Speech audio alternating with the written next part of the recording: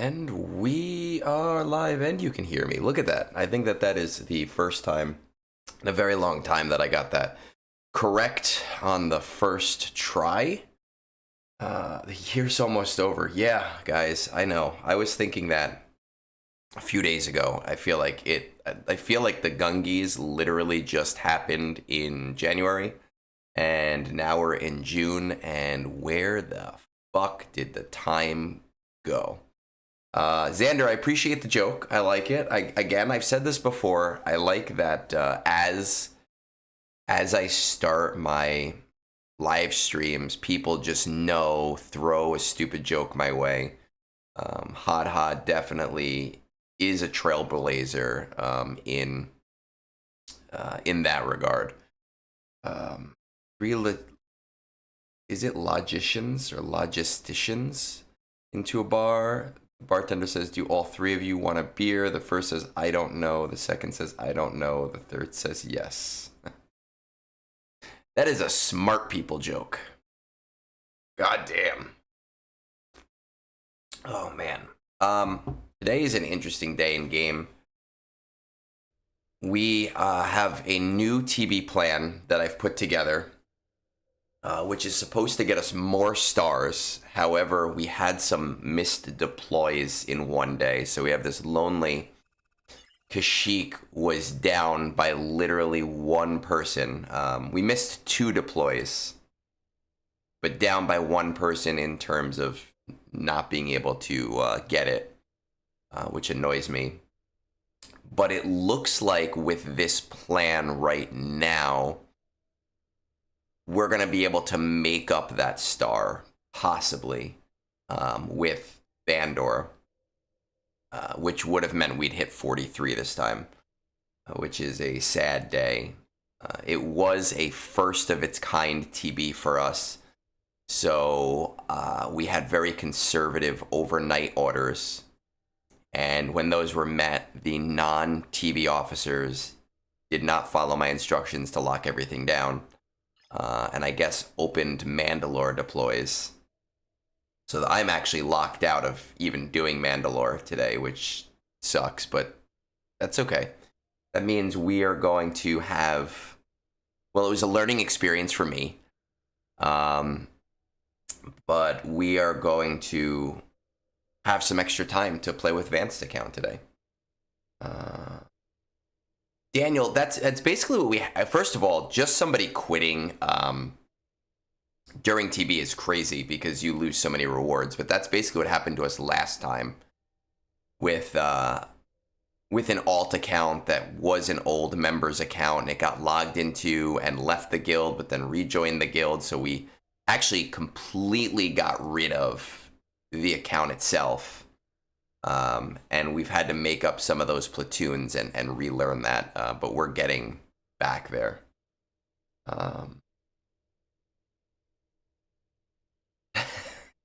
Hod's explaining math. Thank you. Yes, I did get a haircut. So I went through a phase when I was 18. I think all guys around 18 to like 21 go through this phase, but this was before it started to be cool, where I did have long hair. And I actually did have a 12-inch ponytail, and I cut it for charity. But in between long hair and short hair, like this area, is the most annoying thing in the world. Hair behind your ears and that stupid rat tail that happens. I just don't always have time to get a haircut, so it sometimes gets to that point. And yesterday, I had some time to just go in and I literally, they go in and they say, "What do you want?" And I say, "Chop it all off, please." And they say, "What kind of style?" And I say, "I literally don't care. Just cut it. I don't want it shaved, but chop it all off. Make it short. I'm not going to be back for 3 months." Oh, 9 years of dreads gone. That's gotta feel like a weight off your shoulders. I remember when I cut my hair when it was long, and it was like, oh shit, I lost 5 pounds right there. That is fucking nuts. All right, let's see.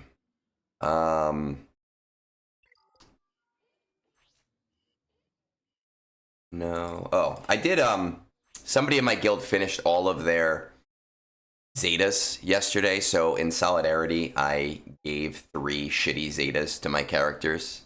I'm getting closer and closer to having all of the Zetas in the game.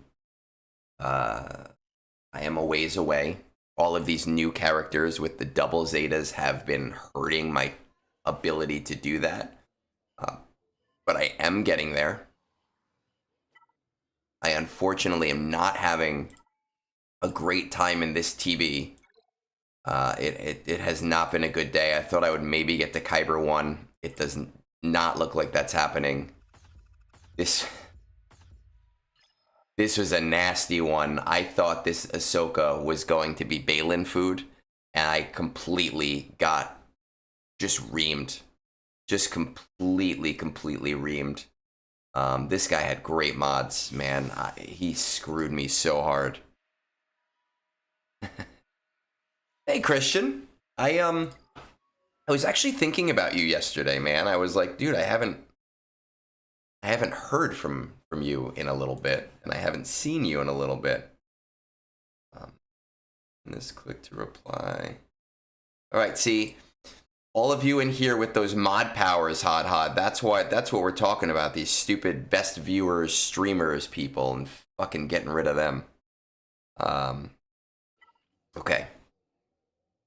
Let's just go through and let's do what we need to do.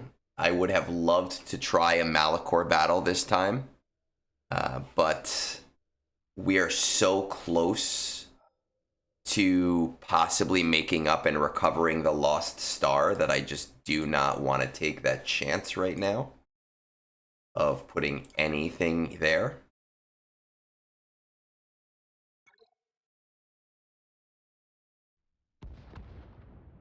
I'd have to see the bottle, man. I've tried so many beers in my life that, like, I know them by the bottle more than I know by the name. But I know after, I think it was 2 weeks ago, I did your roster review, you sent me a beer, and then I sent you a picture of the beer I was drinking. And you were like, I don't know what the hell that is. I just so happened to be having an Allagash that day. I need to upgrade those guys. Everyone else seems to be able to get that AoE to, like, kill these ties in one shot, and I can't seem to get that to happen.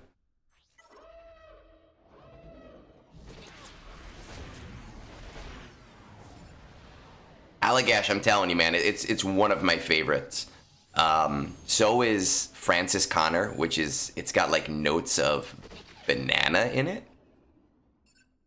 which sounds insane, but like very good.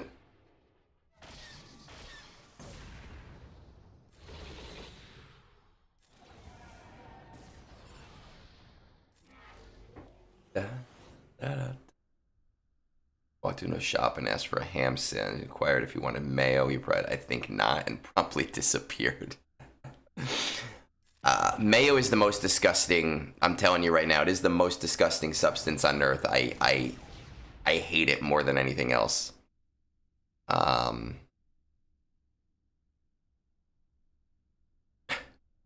don't think so. I'm not sure on Russian River. I used to keep up on, what's that website? Untapped. I used to keep up on that. I haven't in years and years, because when I go out to a bar, I try to like enjoy my beer and not sit on my phone. And I will like intentionally leave my phone in the car when I go out a lot of the time, because I know I'll sit on my phone.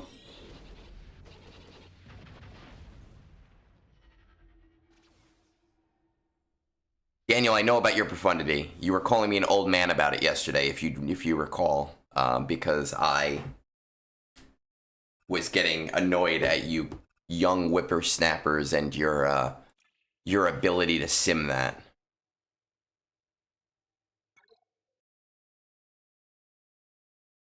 All right, so that's 1.5 of the 7 we need as a guild. Go here. I have to actually completely change this because there is no DS open here since we're not doing Haven anymore. Guess I can delete some of these teams. I don't need that team anymore. I'll deal with it later. I don't need to deal with this now. Lightspeed open. My guild tries to maximize the special missions.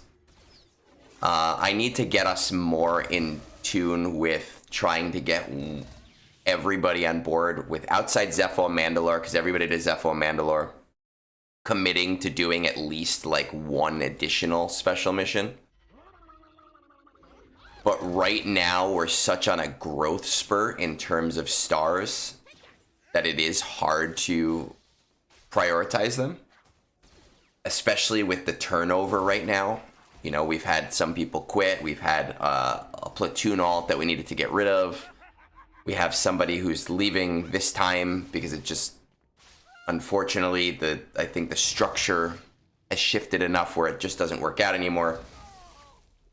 So it's a lot of R8 and R9 platoons instead.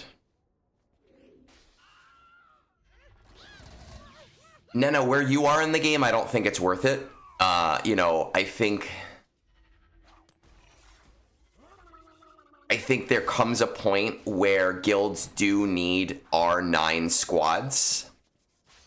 And the BKM squad is not a bad one because generally guilds do Mandalore over 2 to 3 days. And it has additional... it gives additional GP. So I don't think it's a terrible idea, but I unless you're at a point in the game where your guild really needs those things, it's not necessarily worth it yet. And I don't think your guild is there yet. Substack is interesting, Xander. So yeah, for those who don't know, I am pretty much stepping away from Reddit.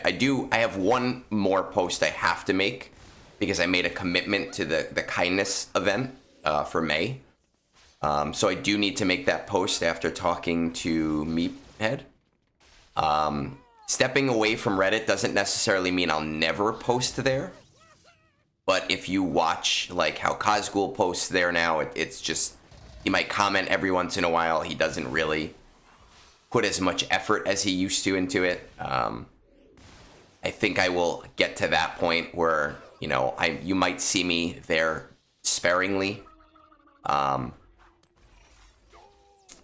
Substack it's a learning curve because unlike Reddit, there isn't really a community and there is no discoverability. So what that means is the only people who are going to find me there are the people that know that it exists. And obviously there's not a lot of content there yet. So this is the Substack. And I hope to outfit it in a really nice way to kind of be able to give... It's very customizable. So being able to explore and experiment with that, you know, being able to add pictures in a much better way and use different types of headings.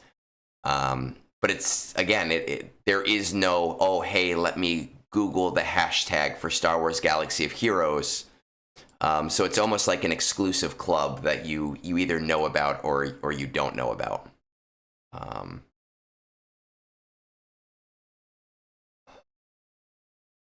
No, Nena, I think, you know, it very, very, very much depends on your guild and where your guild is, how many like R7 or R8 teams you have. A year ago, outside of raid teams, I would tell people, hey, only bring things up that are requirements.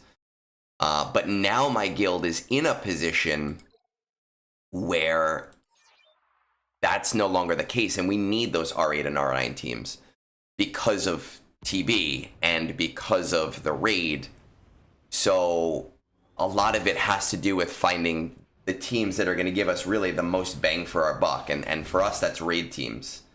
Mandalore is not a terrible option because Mandalore is a planet that exists over 2 to 3 days, so you get a lot of points from it. Are the MK3 and MK2 missions worth it? I think so. Because, you know, we're not talking about things from a one event standpoint. We're talking about things from a over a long period of time standpoint. And if your guild is doing those over a long period of time, it is a lot of extra that you're getting. And I do largely think that that is incredibly worth it. As for the medicine, I took it. You guys have been on top of me. And that has actually helped remind me to stay on top of taking that medicine. My vitamin, not really medicine. So I did. I only have one more left though, so I need to get that refilled.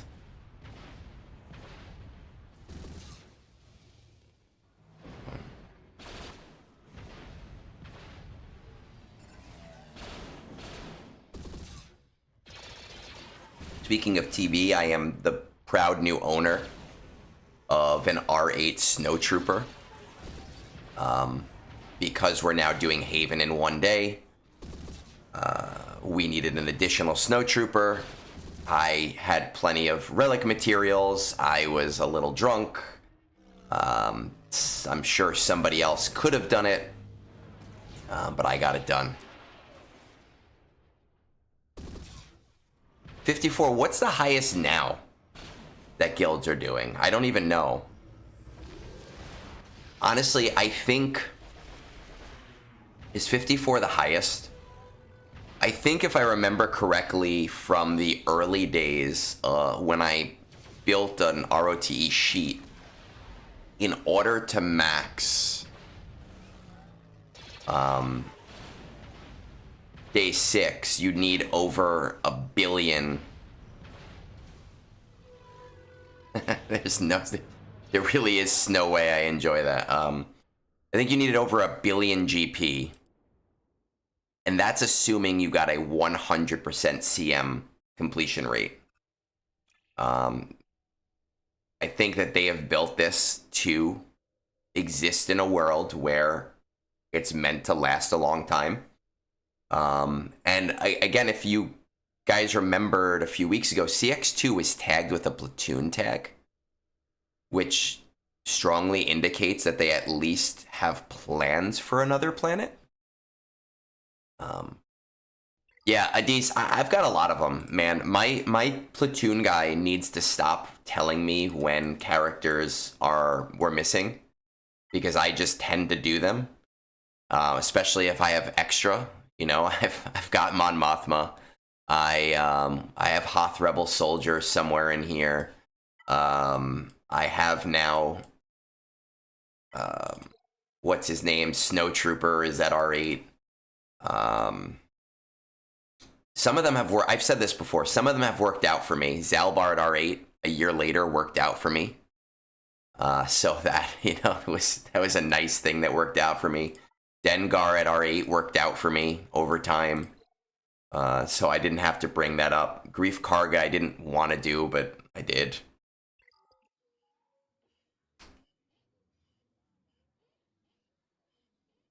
Dex, no, hey, man. I don't ever see you pop in here. How's it going? Or rarely see you. No, it was the middle of the day. I was actually at work procrastinating when we did the how much time have you wasted upgrading relics thing. I was literally, it was like 2 p.m. on, what was it? It was like a Thursday. And then if you remember, ooh, nice. If you remember, I was talking to Meathead at the same time and I was begging him to ask about it. And he had said, you know, he was interested in that information. So you and I just started relicking shit up for the hell of it, just to see. All right. We have Vandor. Okay. So I actually, this is interesting because normally Well, actually, no, I can't. But I do have a lot of extra characters today. Since I can't do Malachor. So that's... I wish I had the materials to bring Piet up. Because I would like to try Piet here, but I... Or not Piet, what's his name? The other one. Tarkin. Right, I don't think I have the materials for that, do I? Ooh. Alright, fuck it. I'm gonna need him, right?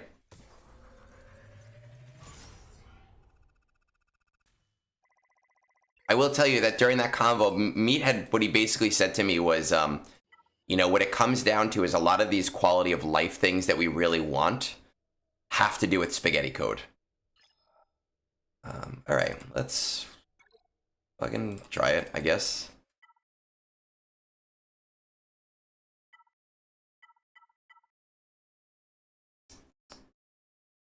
Empire.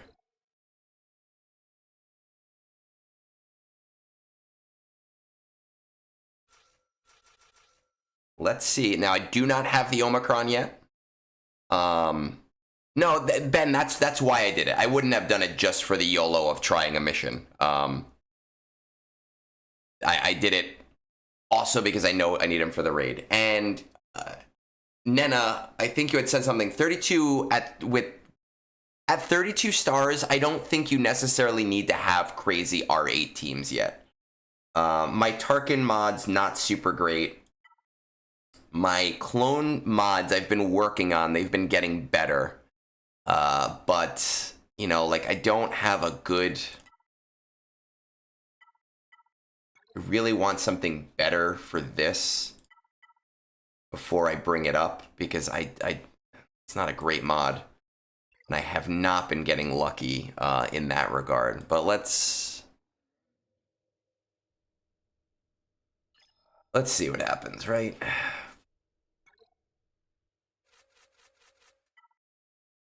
Well, Con Warlock, remember, that was 1 billion off the top of my head. It might be higher than that. And that was assuming a 100% CM completion rate.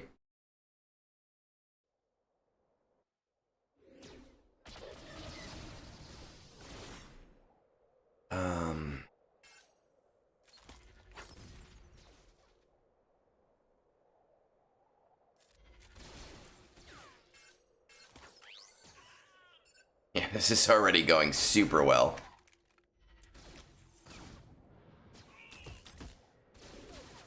Okay.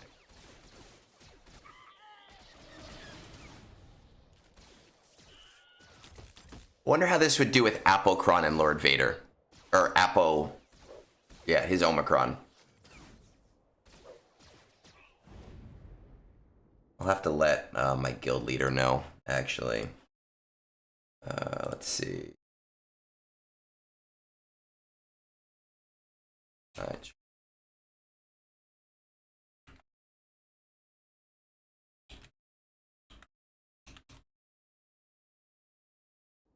That was not good. Yeah, but did you did you consider the platoons? Oh, yes, you probably did, because 1.2 billion, so 3 point whatever billion, and then subtracting 86 each, so you probably did. So 1.5 billion, and then you also have to consider completion rates on the CMs, right? So it's rough is what it is. All right, let's go DS only for this. Dark side.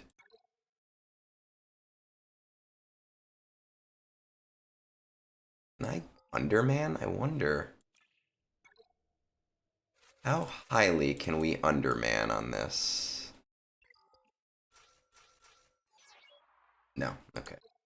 I thought maybe if you could underman with 3, that I could try Imperial Remnant here, but I guess that's not gonna work. So let's do Dark Side.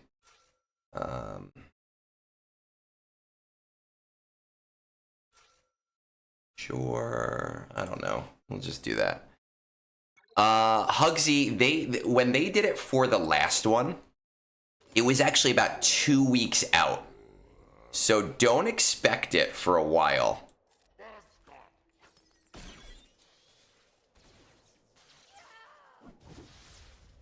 Okay. Now, for this mission last time, a bunch of people told me that they have tried a different strategy than what I was told. So we're going to try that strategy today, which is basically after wave 1, just doing basic and ult. Not doing any eating. Or not doing any thermals. And we're going to just see how that works.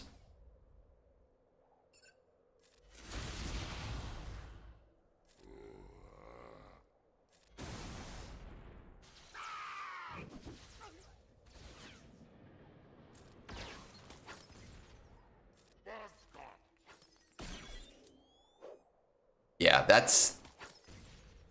I mean, the fleets I've heard, so like Hoth fleet I've heard is like one of the easiest in all of TB. So that's easy points right there. I don't know about the Death Star. I don't know about what is the R6 one, Yavin, I think. I don't know about that one. I have no idea how hard those are or how easy they are.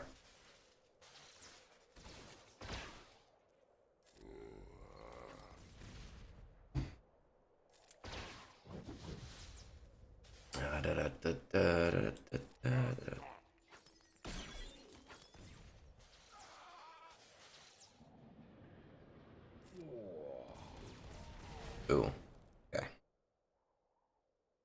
With Malik, we got through wave 1 a lot faster than I was expecting to. I was hoping to at least get to ult.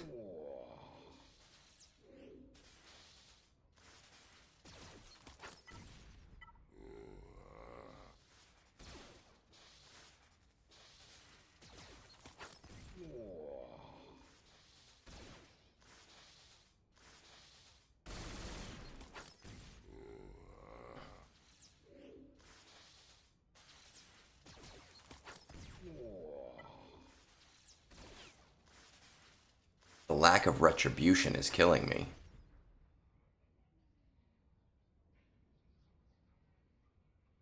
The battle. Turn, assist, but when hired muscle benefit. A cartel gain. Okay, well, that sucks. He's great, man. Jabba's such a great character, especially because 1, he's just good, 2, because Smuggler's Run, but, you know, 3, in TB, he just... all of his missions are fairly easy, and now, obviously, for this mission, I don't have his team, which hurts quite a bit.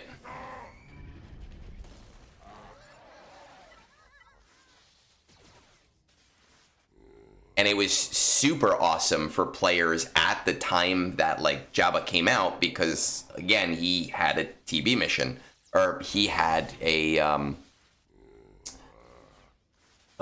he had a raid attached to him. So it was, like, really nice to be able to do those things. Hey, Slooty. Good morning. Welcome to Brunch. I need to start drinking in Brunch again. Do my mimosas. That's what we used to drink. Now I've been drinking coffee, but we used to have a mimosa every brunch. Or a screwdriver. My wife told me that they're not mimosas unless it's champagne. And I told her, it doesn't matter. It's a thought that counts.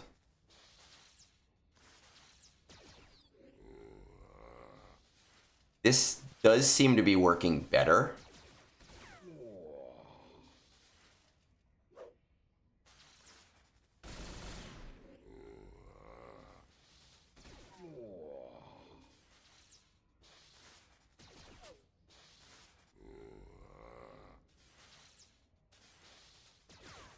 So Khan, again, but I think you're talking, you have it right without any combat waves, right? So like there are combat waves involved.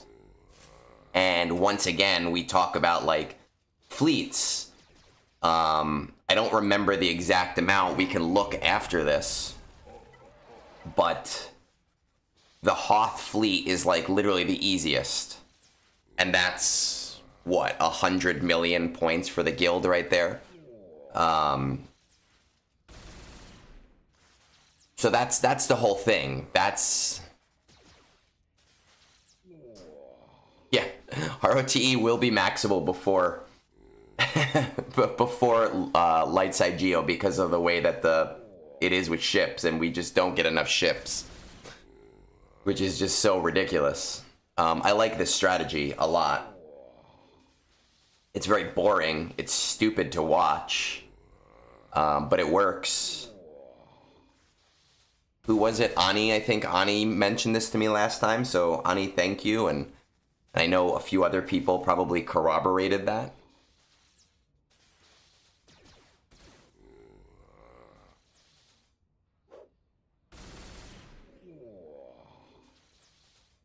Khan, we can do the math after this battle, right? Because I don't really have that many more battles to do. But after this battle, you want to like break it down. We can break it down.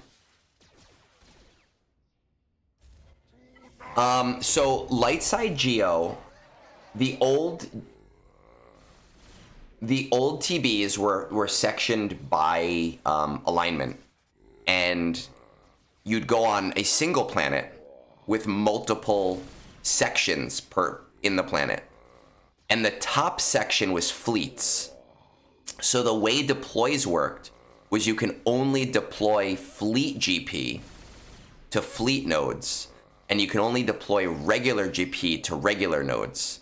So the current problem with light side geo is if you want to max the phase 4 fleet node, there's just not enough fleet GP in the game for that, because we just don't get fleets fast enough. It also sucked. LSGO fucking blew. Those battles, they were tough, and they took time. Like, I could max. I had maxed my waves on LSGO once, and I think there's a maximum of 71, and I was typically doing 70 of 71 combat missions, and it would take like an hour and a half every night because they were just slow, boring missions.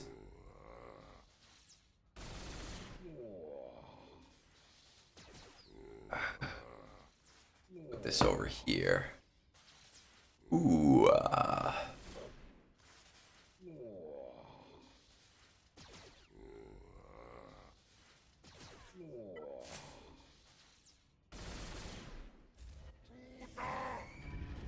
Yes, and we used to do, that's true too, Dex. We used to have, like, every guild would force you to stream your cam. And you'd have, like, cam elders pop into your stream, and they'd be like, okay, the Reek just used that move, so I would use the flamethrower. No. Okay, I'd heal up. Okay, get rid of enraged. Okay, oh shit, you got double blah blah blah. Like, it was ridiculous, is what it was. Okay, let's see. We'll do the math right here, right? So,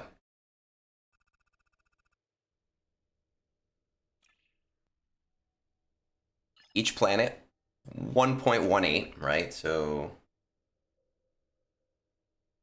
1.18 plus 1.24. Okay, so 2.24. Nope, that's Malachor plus 1.24. Okay, so 3.66 billion. Minus 86, right? So 86, 486, 400 times what? 6, 12 times 18. So that's 1.5 billion right there, right? So 3.6 minus 1.5, well, 1.54 or whatever. So you're looking at like 2 billion GP needed. Then you're looking at your CMs, right? 2 million here. So this is, yeah, I don't know. 1.5, I don't fucking know. Oh, did you? Okay, Dex, that saves me having to deal.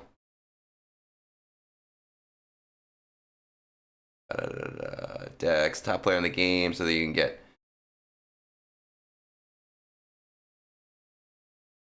We got a while. I don't know. I'm not. I want to do math right now.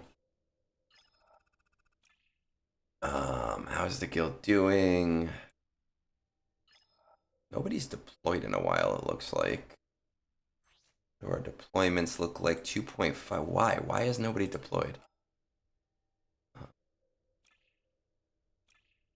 Right. Let's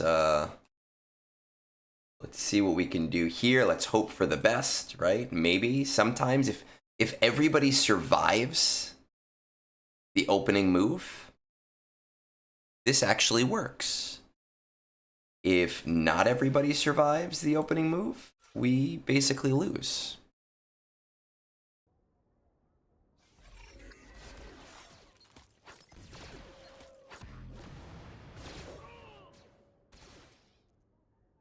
Okay, well, that sucks. Maybe we can get one wave? Oh, that sucks. That, oh, no, we're not getting one wave. Okay, well, that's what happens there. Do I have other randos that can get into battle? What did we do for the guild? This phase info. I got 6 million territory points. Let's see how we're doing for the day. We currently need 730 minus 653, 77 plus 620 minus 450, 247 minus 251. So we are actually 4 million ahead of being able to fix the snafu of no deploys, which would be very nice. We'll at least hit our 42.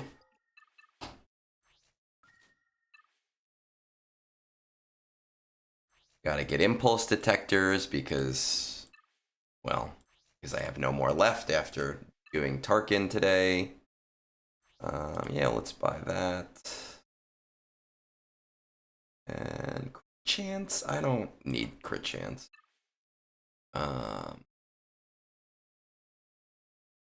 No. Use some of those. Okay. And let's break the game connection and let's see. Oh, and Dex, you did it on you did it on Discord too. We are now only getting there. Every CM counts. Okay, good. TB, let's run the bot one more time and then we'll go check on Vaanced Account.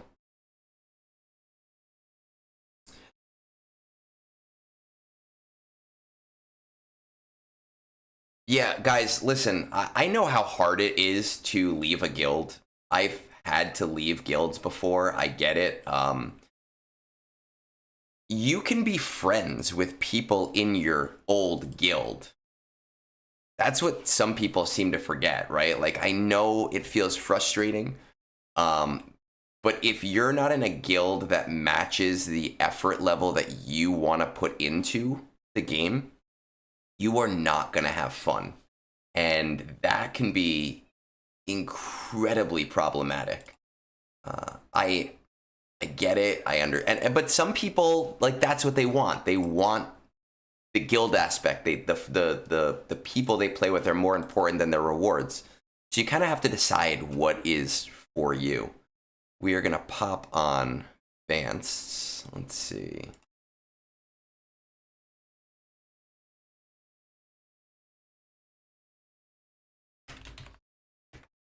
Over under on did Vaanced deploy?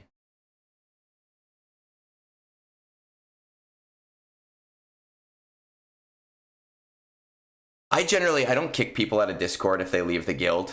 You know, we used to do that. You'd kick people out of the Discord because you don't want them to find out your secrets. And you're like, who the fuck cares?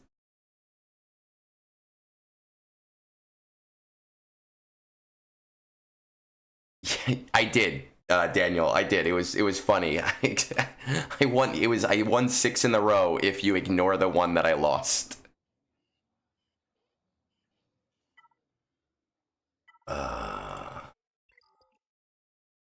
All right, so we are on. Oh, let's mark the timetable for this. We're on Vaanced Account. It's 47 minutes.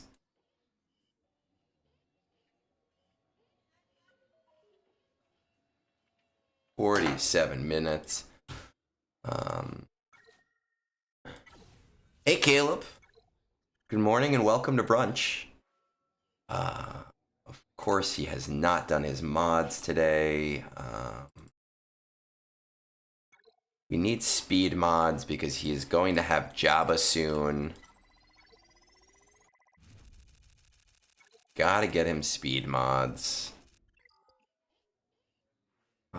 He's at episode track 29. I'm actually kind of impressed and a little bit surprised that he's that far.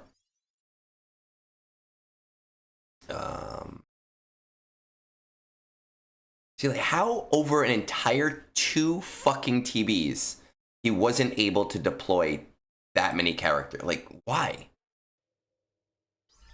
How are you not able to do that?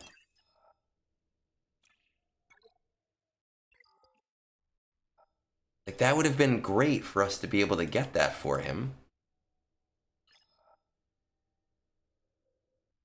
I don't want to get him kicked out of his guild by deploying there. He probably doesn't even have any characters I can deploy here.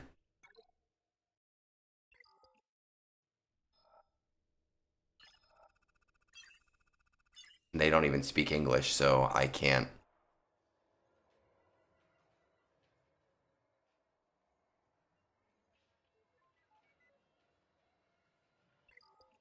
Let's see what other episode stuff is missing, because if we can get him some of these, that'd be great. Hem 3, he hasn't done a single fucking combat mission. God. Fine, we're just gonna get him some... Like, how? How has he not done a single fucking combat mission over 2 whole territory battles? It's ridiculous, Vaanced.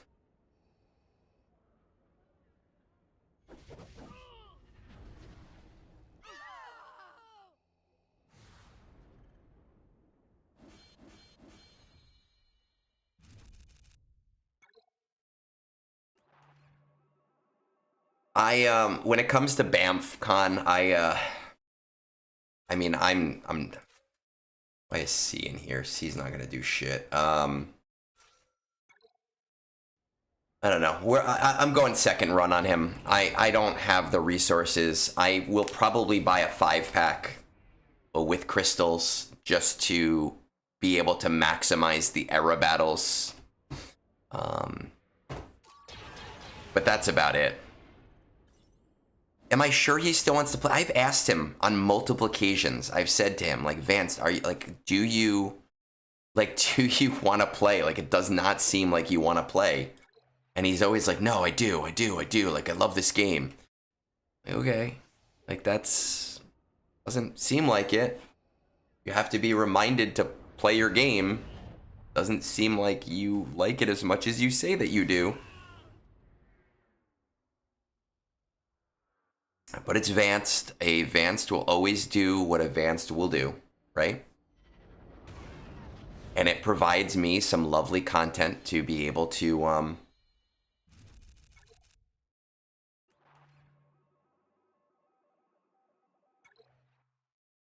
I have literally said to him, I've said, Vance, I don't because he'll be like, he'll say something to me about his effort, and he'd be like, oh, like, thank you so much. You've been helping me out so much. I just haven't been able to do all these things. And this person's doing this thing, and this person's doing that thing. And I have said to him, like, I don't feel like you want to play this game.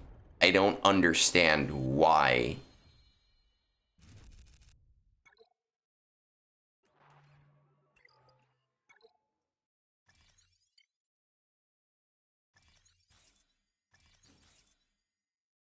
Go 10 enemies with clone troopers. Okay, let's just... I don't know. Yeah, sure. Fine. That's fucking right. That's how we do, Knights. Knights of Knee. And you are gonna thank me in about 6 months. You're gonna be like, wow, I'm getting so much extra shit. Vance is a character. Yesterday, I don't know if you guys saw on Discord, because sometimes you just don't know if he's trolling or not, and he had said something, he's like, the next video is gonna be me going on Egnards' account and fixing his mods. And I was like, there is no way in hell that you would ever be allowed on my account. I would not ever give you access.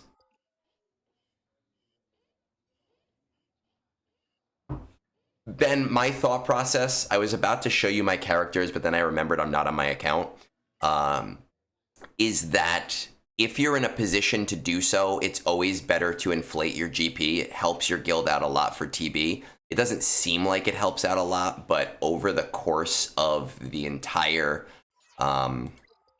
guild doing it, it is incredibly, incredibly helpful. So my thought process is, yes, if you can bring characters up to 85, if you can bring characters up to G12 without using anything that's limiting to you, that it is a benefit. Always, always, always. You just never... yeah, so Slooty, that's what he had said, right? He's like, not even for $1,000? And I was like, I would never. $1,000 is not enough to let you onto my account. Let's get him some of this stuff. He actually asked me to stop using certain currencies. He's like, can you please stop using these certain currencies? Because I use them for XYZ. And I was like, it's your account, sure. But I promise you, I'm using them better than you are.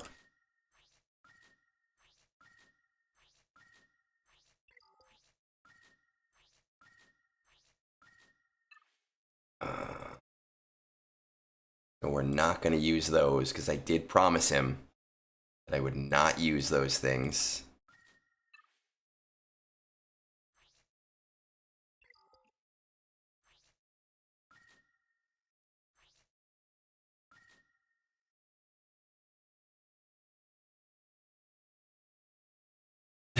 I did. Warlock, I did see that. I saw, I didn't know who, because I don't always look at the character, but or the person who posts things, but I did see that that was posted there. And it gave me a good old chuckle. We're going to just keep you from getting too high on that. I think that people... I would rather a random stranger play my account than Vaanced. I feel like I could better fix... Oh, I gotta do P1. I could better fix what a random stranger fucks up than something that Vaanced fucked up.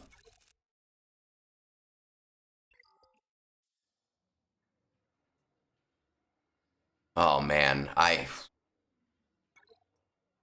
I think, I think they both did a great job in X-Men. I think they both gave what they did to X-Men just so well, but I have to go with Stewart. Stewart is just an amazing, amazing actor.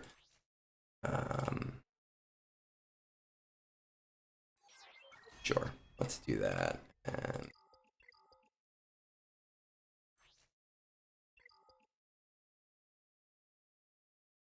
are there any bounty hunter ships that are missing something?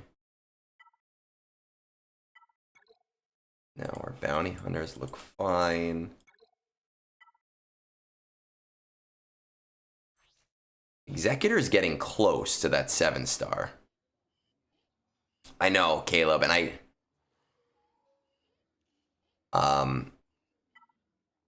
have a feeling he does not farm it on days that I'm not on his account, which is really sad to me because I've been telling him, like, you have to, and I have no idea if he's listening or not.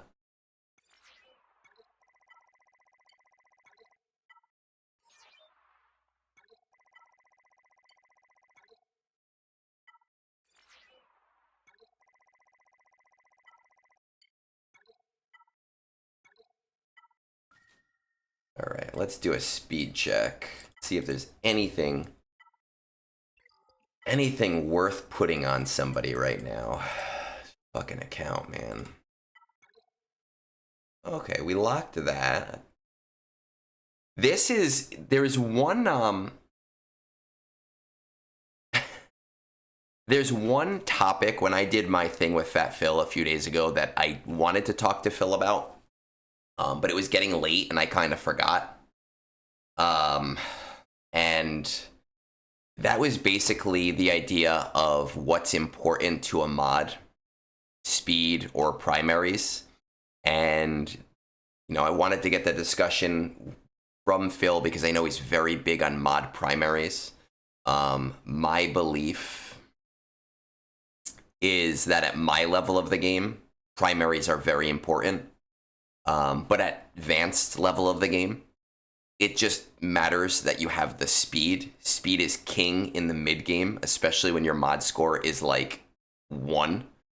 And that will carry him better than having a good primary. I know that a lot of his mods had like the right primary, but did not have like any speed at all. And that was kind of hurting him significantly. Let's see.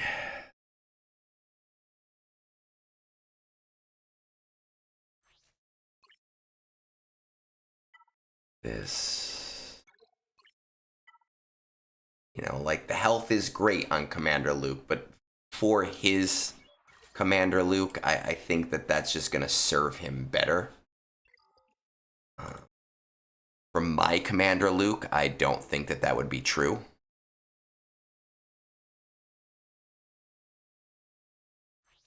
Okay, we really need tenacity mods.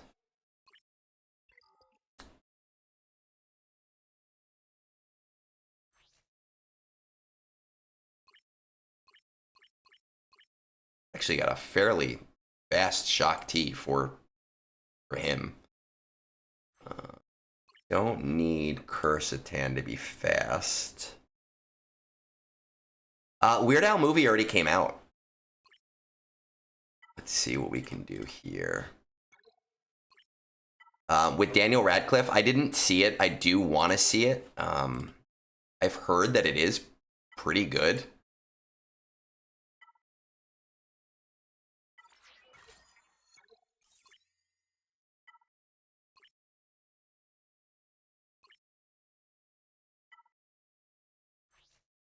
Would love for that mod to have more speed on it. Health and speed would be just so beautiful. Health, no. Anything better with health? No. It's just a random mishmash of characters, and you just don't know where to start because there's so many characters that just don't have shit, like, at all. for mods, and you're like, I don't know what to do. I did hear that Weird Al himself, for the movie, he went back and deep faked Daniel Radcliffe into his old Eat It video, and he did that himself, which to me is kind of cool.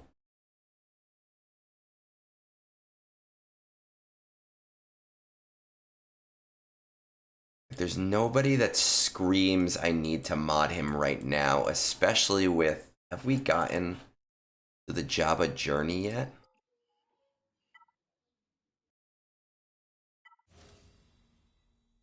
Oh, Jawa and Jedi Luke need to be up more. He's getting there. Where is Jawa? Okay, so we're getting there with these guys.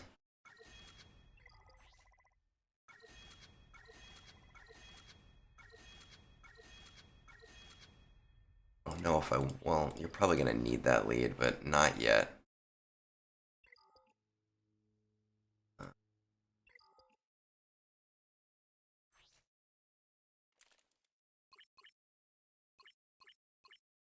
Shit. This account is a fucking mess.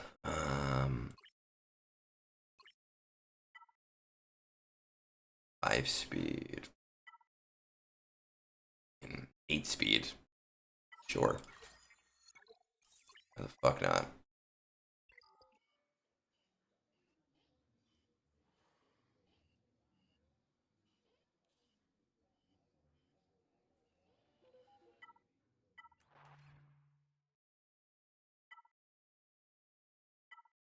Is there anything else that we should be farming?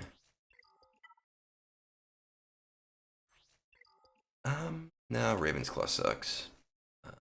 Our Fortress. We could do that, but not that big of a deal.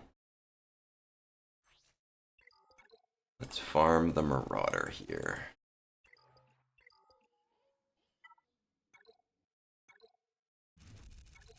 Get our challenges in. I don't want to do everything for him because he needs to learn how to walk on his own, but the things that are going to help me are the things that I do want to do.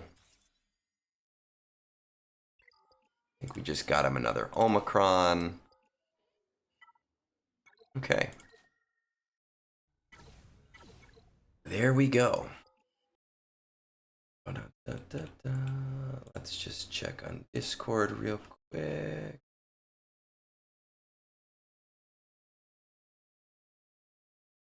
All right. So we don't have too many roster reviews today, but we do have a couple of them. Let me go refill my coffee cup, and we will knock those out of the park because I hate stalling, and all I have left on this account is to stall because I don't want to do all of his stuff for him. While you're sitting there and waiting for me to come back, if you are interested in seeing my text stuff still, because I'm not going to be spending as much time on Reddit, go check out this lovely thing that I wrote on Substack and either follow it or don't, and I will be right back.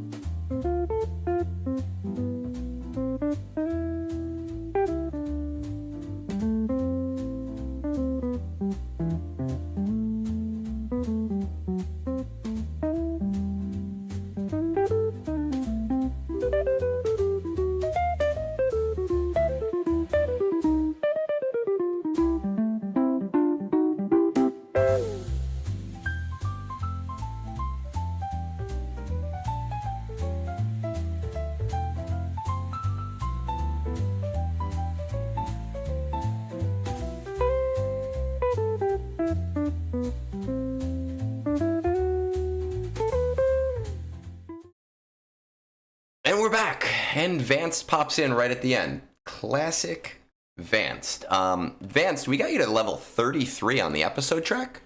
I'd really love to see you get to at least 43 on an average basis, because that's where that last Omicron is. But 33 is a lot better than last month, where you were at like, nothing. My daily CG briefing. I wish. That would be lovely if I got all the information. Because I am a CG shill and everything, which is what it is. All right, we've got... man, people need to get their shit done. We do have a few reviews. I did not set them up ahead of time, though, so we are going to set those things up now. I kind of like when I am caught up and I don't have to do a million reviews, because it's more pressure. So it is nice that today is not going to be as terrible. Where do I get... Vaanced was selling roster reviews for $50 each. So if you want a Vaanced roster review, you are welcome to have one. Let's see, we have Riley's up, so let's write that down. AG 23. Let's get those sources set up.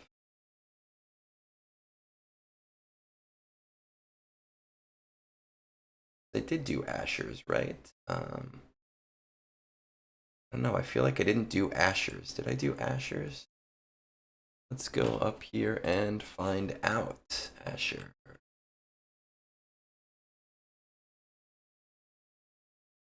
Oh, I did. Okay, I did.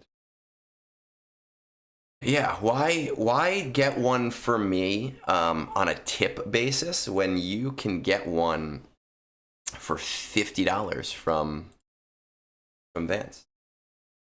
I will say the one nuisance on my roster reviews, I do them on a tip basis. All I really ask people to do as a like 100% thing, like, please, this is the only thing I ask you to do, is leave a review. And I'd say like 40% of people leave a review, and that kind of annoys me when, like, not really even begging you for money. But that's neither here nor there. We have 2 for today. Vaanced, I didn't honestly look at your GC, if I'm completely honest with you, but yes, I am very proud of you for doing your own stuff. Let's see, we're at 1 hour and 10, let's say 11 minutes, and do a little bit of stalling here. Ugh, man. We're gonna wait till 1:11, see what's up. Type of review, just need direction on what makes the most sense for my account. Assault battles, do your best if you don't remember. They look like they're all CT3. Oh my god. No Duel of the Fates. Secrets and Shadows, I mean, if you have all of them at CT3, I feel like Secrets and Shadows should be at least CT1. But it's not. Are you dead son and continuing? The efficiency and fun are about the same. I don't really care. Currently working on Jar Jar. Just need one more tune and some Zetas. Also working on the LV clones. Kind of just got lost at this point. Feel like I'm reaching semi-endgame farms with single shard drops. Not really sure where to go. Being closer to the top end now. It was double refreshing QA, currently 230 of 330. Stopped to spend crystals on LV clones. Luthen is 40 of 330. I mean, if Duel of the Fates is at 0, there's really no reason to be double refreshing Queen. So I'm really hoping that the fact that your Duel of the Fates is at 0 is a mistake. Let's find out. 11.4 million.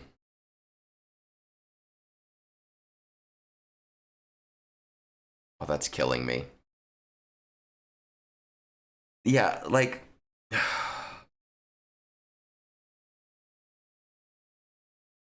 oh my god. So this is for everybody. When it comes to using your resources in the game, you have to ask yourself why you're using the resources, and you have to ask yourself if it's actually speeding anything up. So for example, here, we're double refreshing QA. You're spending 4,400 crystals per month on Queen Amidala. But Queen Amidala doesn't do shit without Master Qui-Gon and Padawan Obi-Wan, and neither of them are even 7 stars. That is like a gross abortion of using your resources. And I'm not trying to be mean here, and I'm not trying to like roast you specifically, because it's a very common mistake that people make, is they use their crystals, their more premium resources, on the least important part of a farm. And that's kind of what has happened here, right? You haven't even thought of these guys yet, but you're spending so many crystals on this. And the irony there is that Queen Amidala on her own does nothing for you. But the Lover Boys does a ton for you. The Lover Boys give you so much return on your investment every single month, even if Queen Amidala isn't there. Again, it's a super common problem. Vaanced falls into this constantly. We have a friggin' a Discord. We have a Discord command to remind Vaanced of his certain things that he should or shouldn't do. Because he does that constantly. I understand that they're Cantina farms, so you can get them done relatively quickly. But the fact that they're not even 7 stars, right? The amount of crystals being spent is essentially 120 crystals per shard. The QA team is a staple in GAC. It is a beautiful thing in GAC. I don't know if I would ever double refresh to get it. Maybe single refresh to get it. But not without the Lover Boards actually set up, because not only does it have to do with building those characters to 7 stars, but you also need to relic them and relic Queen Amidala. That should be your first priority right now. It hurts my soul when I see an 11.5 million account, and that 11.5 million account doesn't, at the bare minimum, have those 2 at Relic 7. But I am a very, very, very strong advocate that the Lover Boys need to go to R9, and that you need to refresh the top tier 1 time every single time that event comes around. Their return on an investment is just so quick. That needs to be your number 1 priority right now. Duel of the Fates. Seriously, like, Duel of the Fates, get it done yesterday. I want to look at this. So, Secrets and Shadows, I don't think it's worth prioritizing past CT1. But I do think it's worth getting it to CT1. I don't know. You have Tuscans. Because I see you bought the Night Sisters bundle. You bought both of the bundles. Honestly, you might even be able to do CT1 with the Tuscans if you, without having to invest any more Zetas, because you'll probably need 2 or 3 Zetas on the Night Sisters to get to CT1. But you can probably do it maybe with the Tuscans without any more Zetas, because there's not a lot of Zetas on the team. just by remodding for it. That's a strong maybe. I'm not 100% sure there, but I do think it is worth bringing that event to CT1. If you can do it with the Tuscans without investing any more, do it. If you can't do it with the Tuscans, I honestly probably would. Let's see what we would need. Few upgrades, another old dock against. You could probably do it without that, but it would make it easier.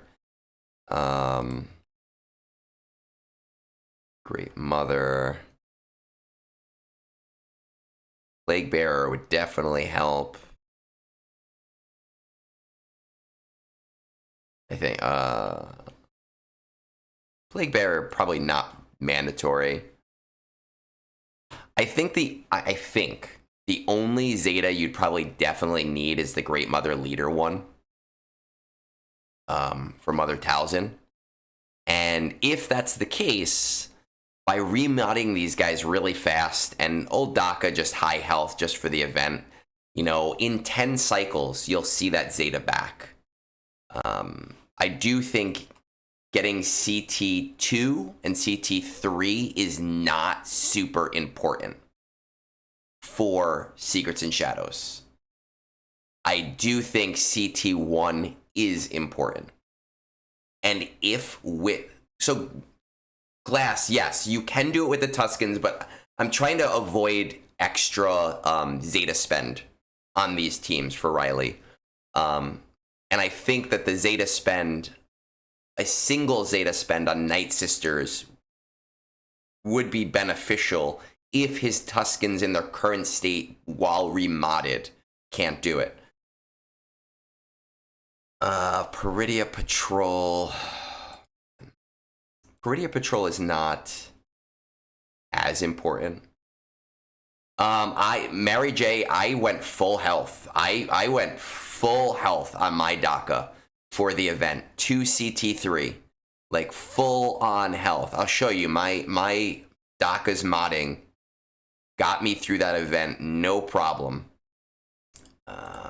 Where is it?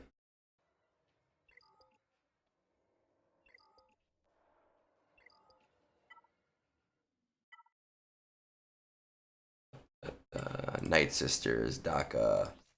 Keep in mind, my DACA was not R9 at the time. She's R9 now. I went full health modding, and it got me through CT3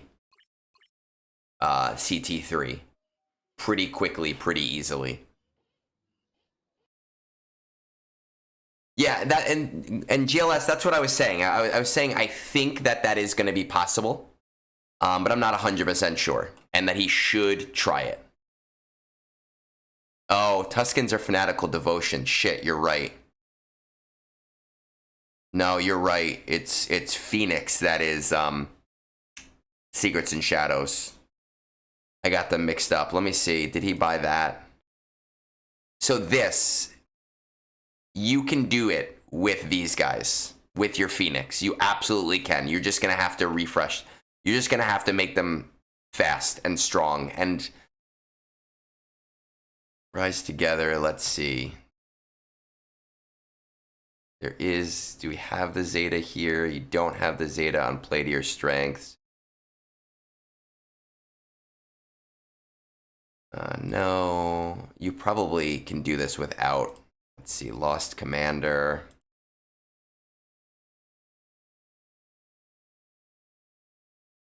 I don't know. I think you could maybe do this without the Zetas, but Syndulla's Zeta might be the more expected one.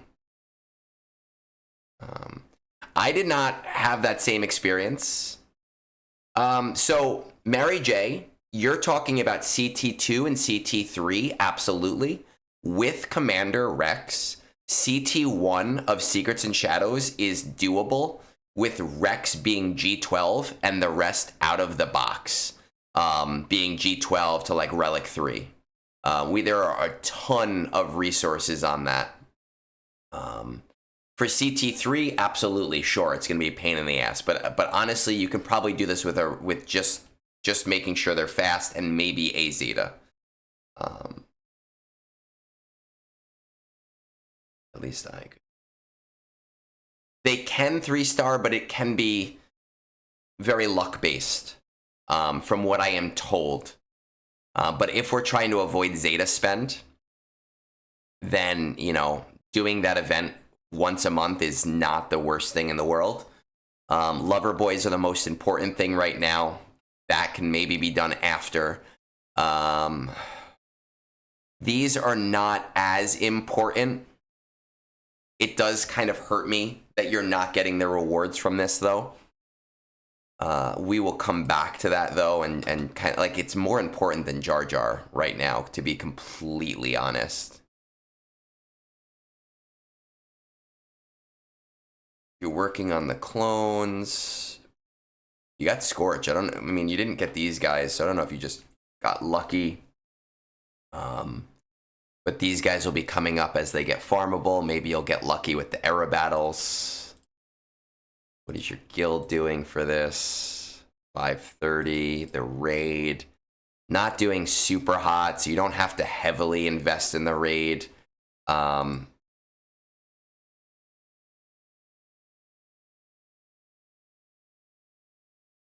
Check out the bottom here.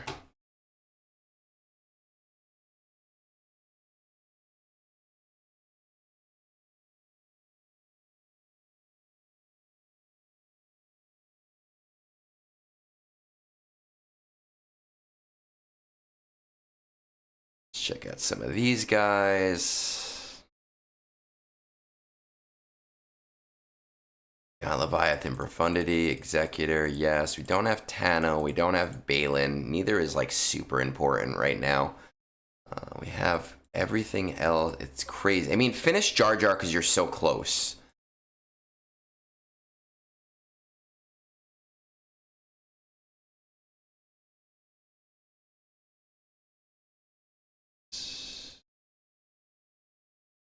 Nothing there. Okay, do we have Hezra? So good. It's like a, I don't even know. Last time I said a pool noodle, and Lady Geek came at me and was like, that would actually be a fun video to watch. And I guess that was accurate enough for me to change my tune here.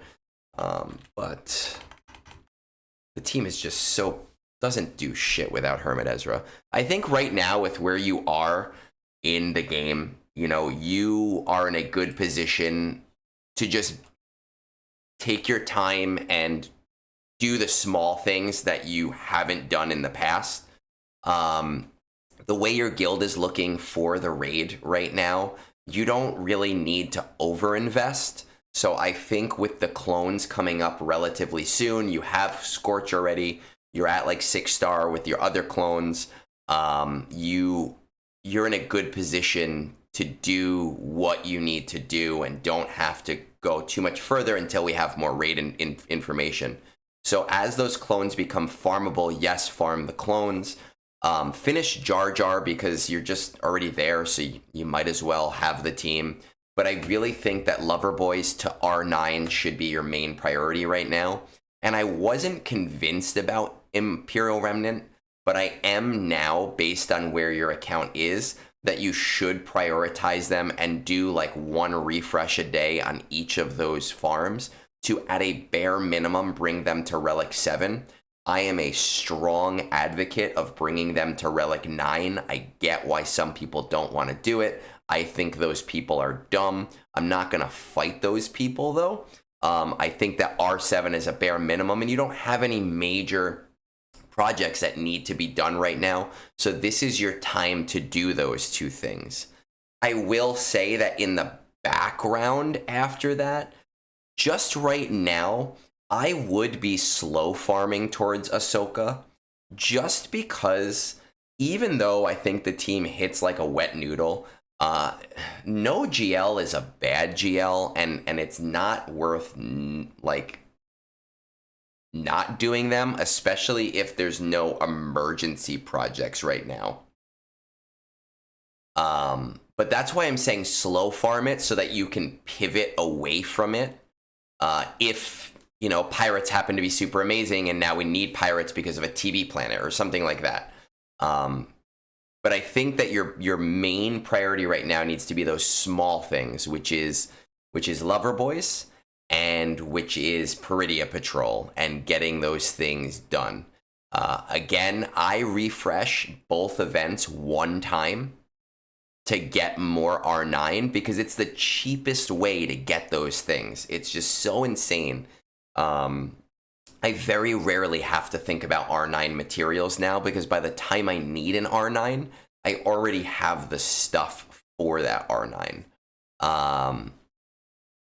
I think going beyond that, a lot of it has to do... A lot of it's going to have to do with what information we get about pirates and the raid, which is why I think you should only slow farm Ahsoka and kind of hold otherwise before deciding to go further. Yeah, so GL Tano hits like a wet noodle. Hippie Ezra hits like a tank. He absolutely does, but this person doesn't have Hezra, and that kind of deprioritizes Ahsoka a little bit. And the unfortunate thing is that in GAC, yeah, you can throw Hezra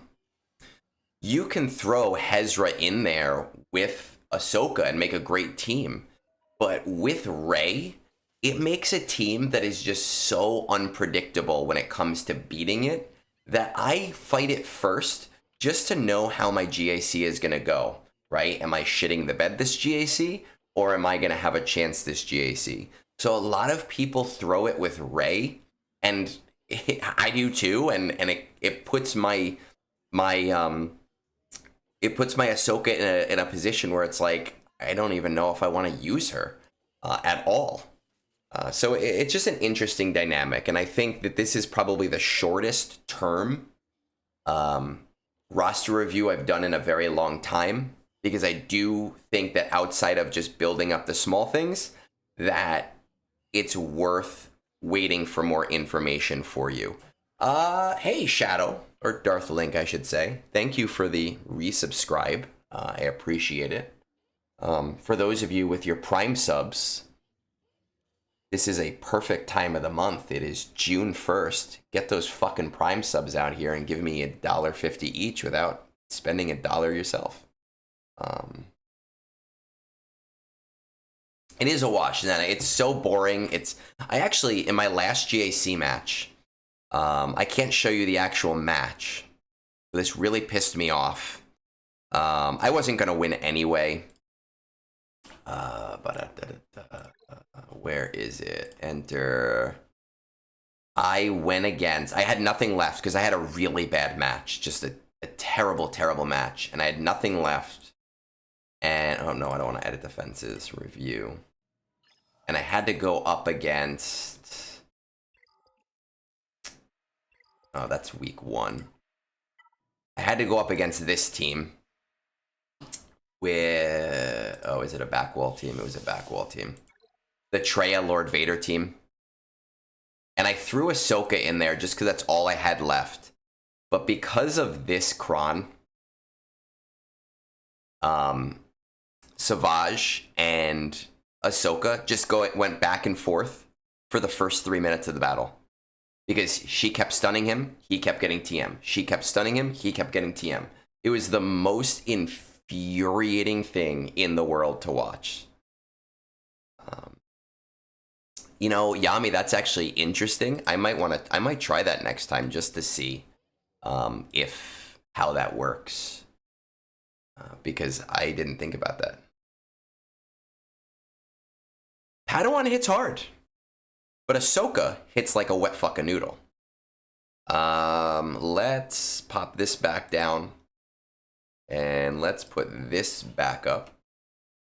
And we do have one more. I think someone was asking, PHX, how do you get a roster review? I have an area on Discord for roster reviews. We will post the I mean, it posts itself, but where are you? You're on YouTube, right? So on our Discord, we have an area. Myself, I have an area. Captain Amazing has an area where we both do reviews, and we have a line, and it's a whole like fun thing. He's like a year behind on his reviews, and everybody laughs at him. He's starting to turn into Nooch. with his review queue. I try to get mine done in a more timely fashion because I am a responsible adult most of the time.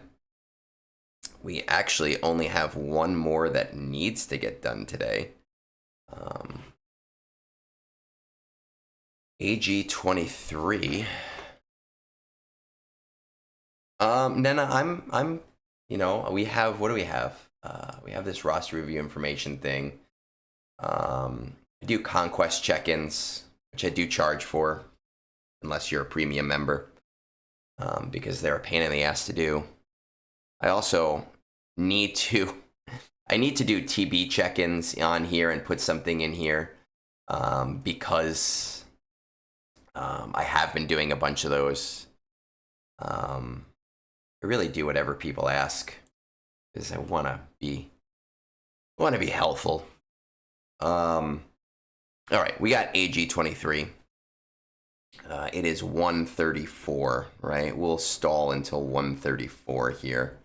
Nooch might have Cap beat. I don't know. Cap, you know, Cap disappeared for a little bit. He had to deal with some stuff.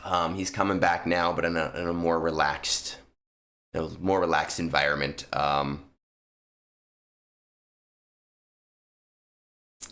You know, so he's getting caught up. I was thinking about this today. Have you got any content out there recommending TB teams to work towards? Well, I mean, on our Discord, we have the TB library, and the TB library just has teams that have worked for people in the past, and a lot of them are mine. And so every TB, I do, you know, test things to see if there's new things. I haven't put out like, hey, these are TB teams that are to work towards. I'm thinking about doing things along those lines this summer when I have a little bit more time. You know, and just in terms of this works really well in TB. But a lot of the times when I do TB-based roster reviews, it is something that we end up... Kitty cat. It is something that we end up spending a lot of time talking about. All right, we're at 135. I had to change the time stamp. Let's get AG23 in here. Link to your .gg, top 25 Leviathans, rest are executors. We do have a fleet Discord and have a basic idea. I usually just chill at the 9th spot and nobody really bothers to move me. I'd like to see you get a little bit closer. Most of them are CT'd up. Finishing up Leia's ultimate, gearing up the Ufu team. Are you dead set on continuing with the current farms you're doing? I think I'm pretty close to finishing up the Ufu team, so I'm just going to finish gearing up 3 characters. 80% efficiency, 20% fun. I think the most important character right now is Ezra, but I have no way of getting him at the moment. I do have submissions on where to go next. Maybe Leviathan, maybe some of the new dudes. Maybe there's always, maybe Raid. There's always so much to do and so little resources to do it. Okay. So Ezra we're a while away from, so we're probably going to be waiting for Proving Grounds for that, right? Let's see. AG23. We're going to pop over to .gg. We have a 9 million account. I don't want this.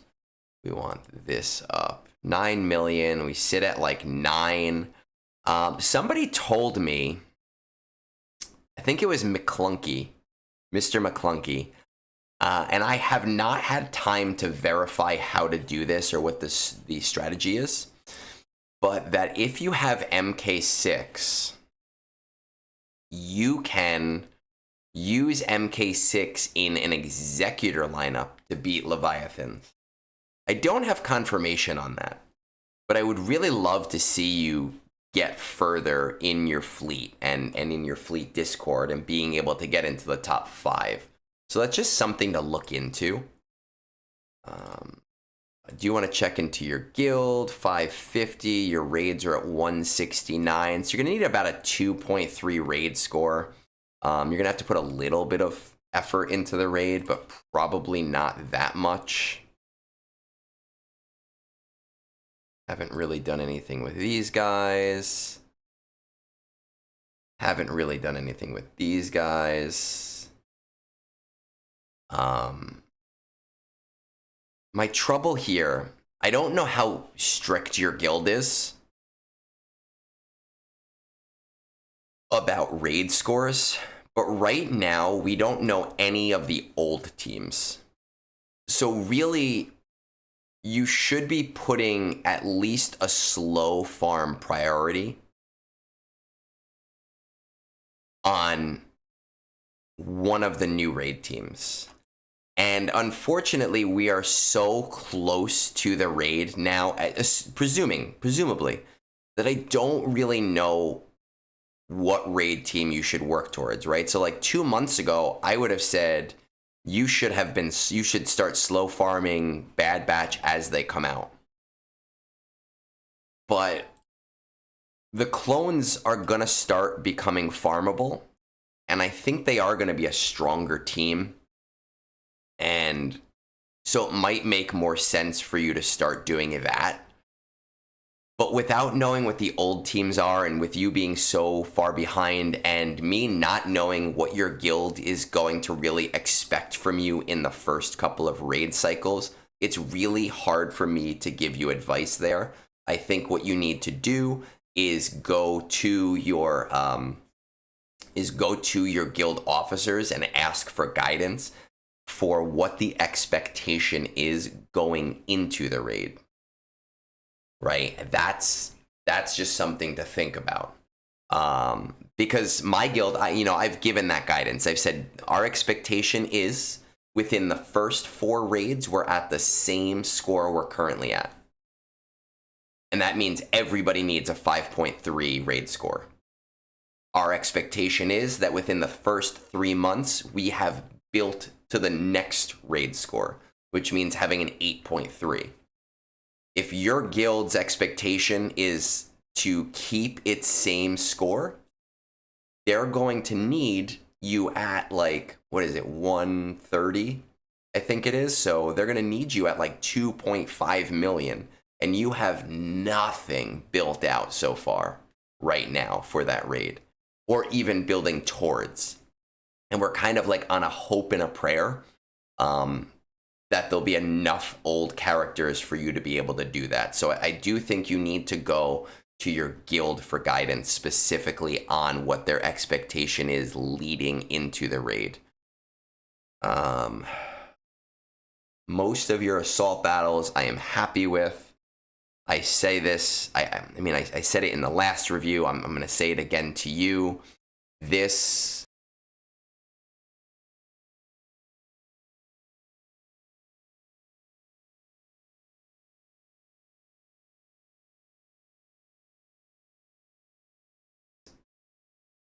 is really killing me.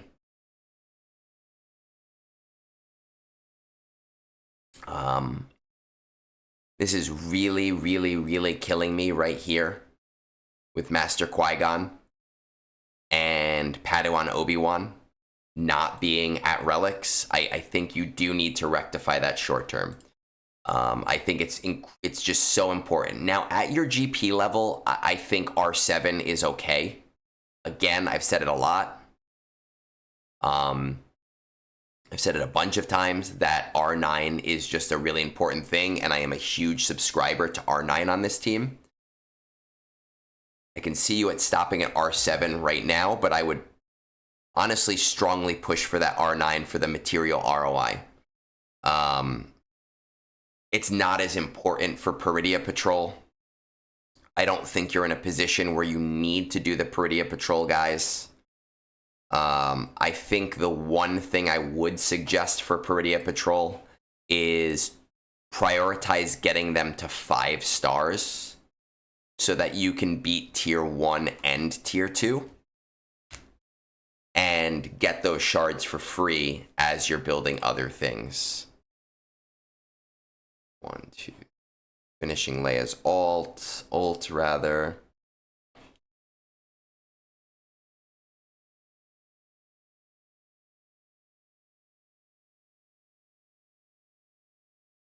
Pretty far from Leviathan. Have Bo, have Cal. Let's check out. Do we have Malgus? We do have Malgus. We have Fury class. Your tracker, Leviathan. Check. The tough thing is that there are a lot of Cantina farms in Leviathan. But I do really strongly think that players should not sleep on their fleets. I think it's incredibly important to be on top of your fleets at all times. And I do think that, you know, as I said, you can get to number 1 with Mark 6 Interceptor at 7 stars. So I would look into, like, I'm sure Bit Dynasty has done a video on it, but I would look into that. And I would prioritize that Cantina farm so that you can try to build up your crystal income a little bit in the short term. But I would, one, check in with your guild about raid priority so that you know what you need to do leading into the raid. 2, Lover Boys needs to happen yesterday. 3, Peridia Patrol, just bring them to 5 stars right now. That's it, just 5 stars, and let the event do itself. And then 4, I would be going towards Leviathan. It's just important, like, I don't like fleets, I hate them, but they're just such an important part of the game and to your crystal income that it is worth pushing towards them, and they make GAC matches. They can make or break wins. So I think it is worth doing that. I think it is worth bringing Leviathan at least to 5 stars. And then I think at that point, if you're happy with the tedium of the Executor counter, then you do that. And you let the Leviathan sit and get its free shards. If you're not happy with the tedium of the Executor counter, then you bring it to 7 stars, and the Leviathan versus Leviathan counter is pretty much an autoplay once you know the strategy. Let's see. We're gonna catch up with chat a little bit here.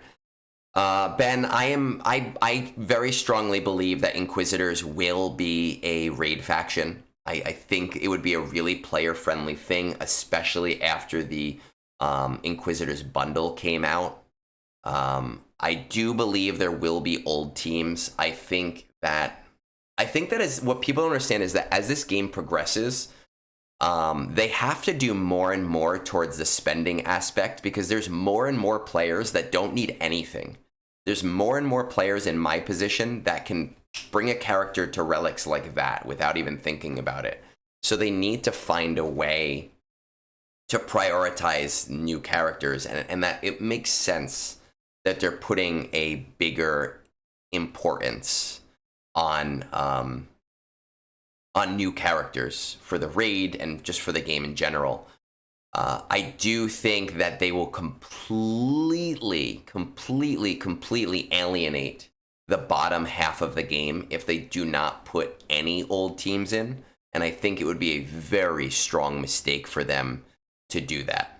So I think about 2 to 3 weeks before the raid comes out, we will see old character requirements.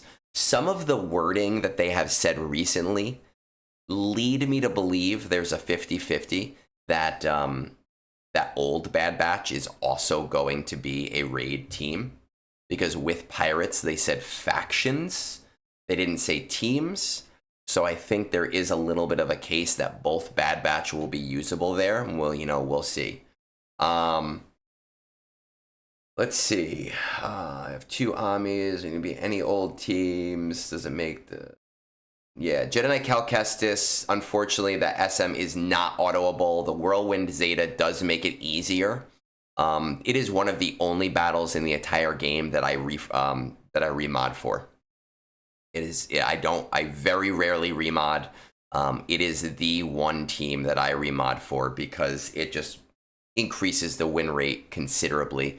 And it is really annoying that Sears modding you typically want is like the opposite of the modding that you want for that event. Oh, that changed mods. Honestly, you can take Leviathan to level 6 and it's basically still an auto. See, I didn't know that. This is why we do Brunch, because I learn those things as well. I learn new things as well. It doesn't help me, but it helps me to inform me on roster reviews going forward. So I think that is AG23 kind of what you should be doing and where you should be going with your roster right now. Again, check in with your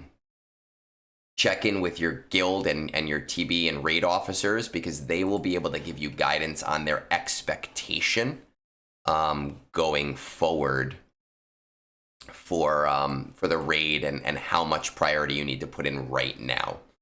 I do see a couple of reviews coming in now. So because we're only an hour and 48 minutes in, and I do like talking and do want to continue talking, we'll do a couple more. BZ, if I'm not synced to your audio, you might just have to refresh. You might have had a lag in your system. Just refresh the video. I will be right back. I want to just grab some.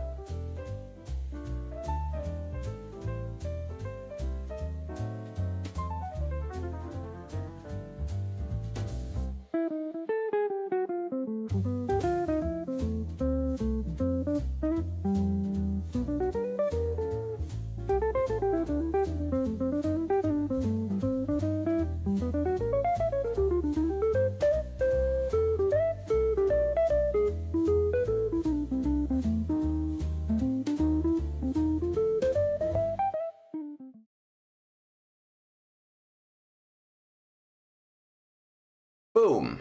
There we go. Okay. I do want to briefly check in on the game, because I don't think my other TB officer is awake yet. So I do need to check on what we are doing in TB and what that is looking like.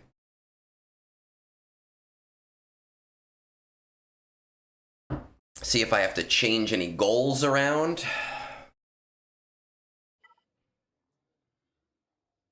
Let's see. We have 167 left. Oh, we're getting there. We are getting there. What do we need here?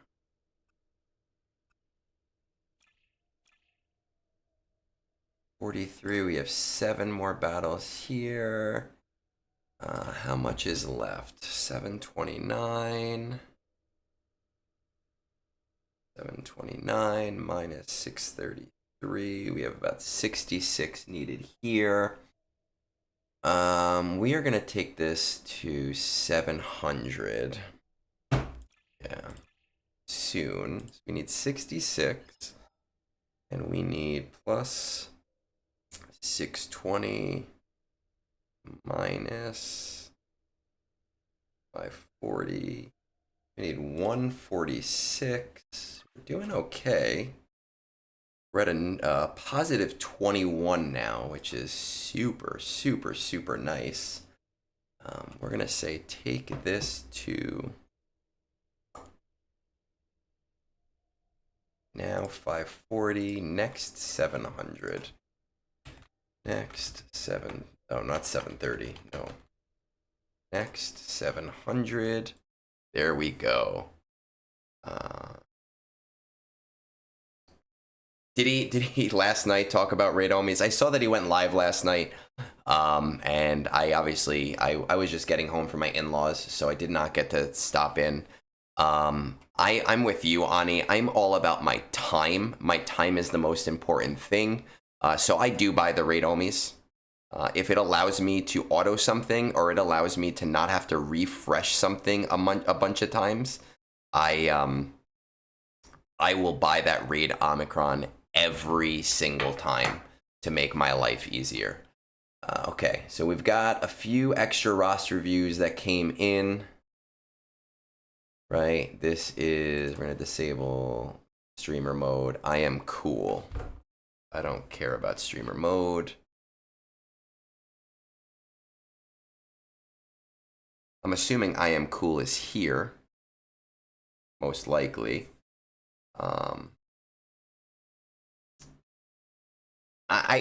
I mean, I even with the Omicron on the Gungans found that I had to restart every once in a while. I bought it because early on we didn't know, you know, but early on there also were some bugs with the Gungans, but it doesn't bother me. I got it. I'm happy with it. 153. Let's see. Link to your GG. Top 20. 2 Leviathans, rest are executors. So smaller account.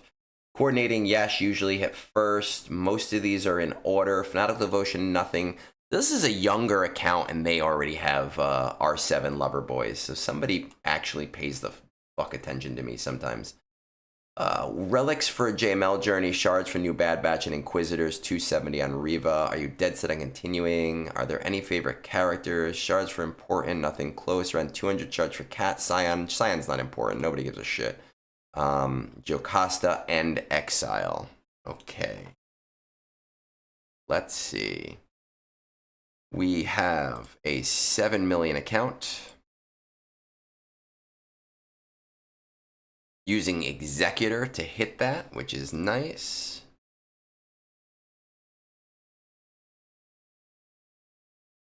Scruffy looking nerf herders. How are we doing? 557, 137. So again, I'm gonna need about like 2 to 5 million on the raid.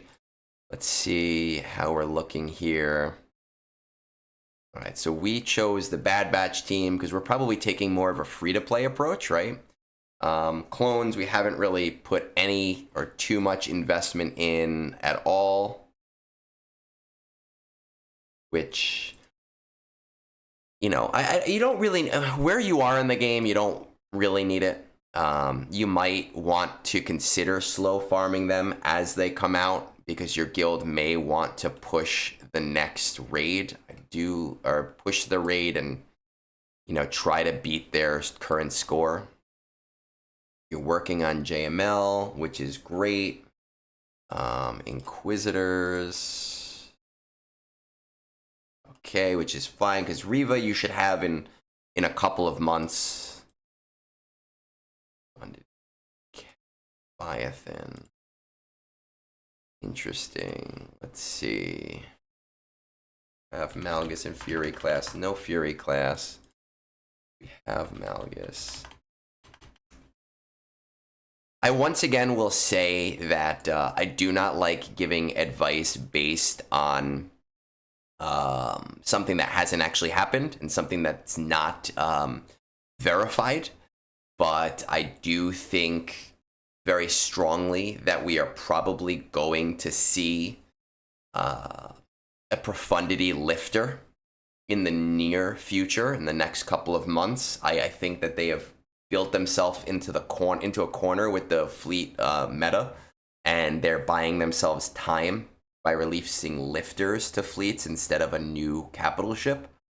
So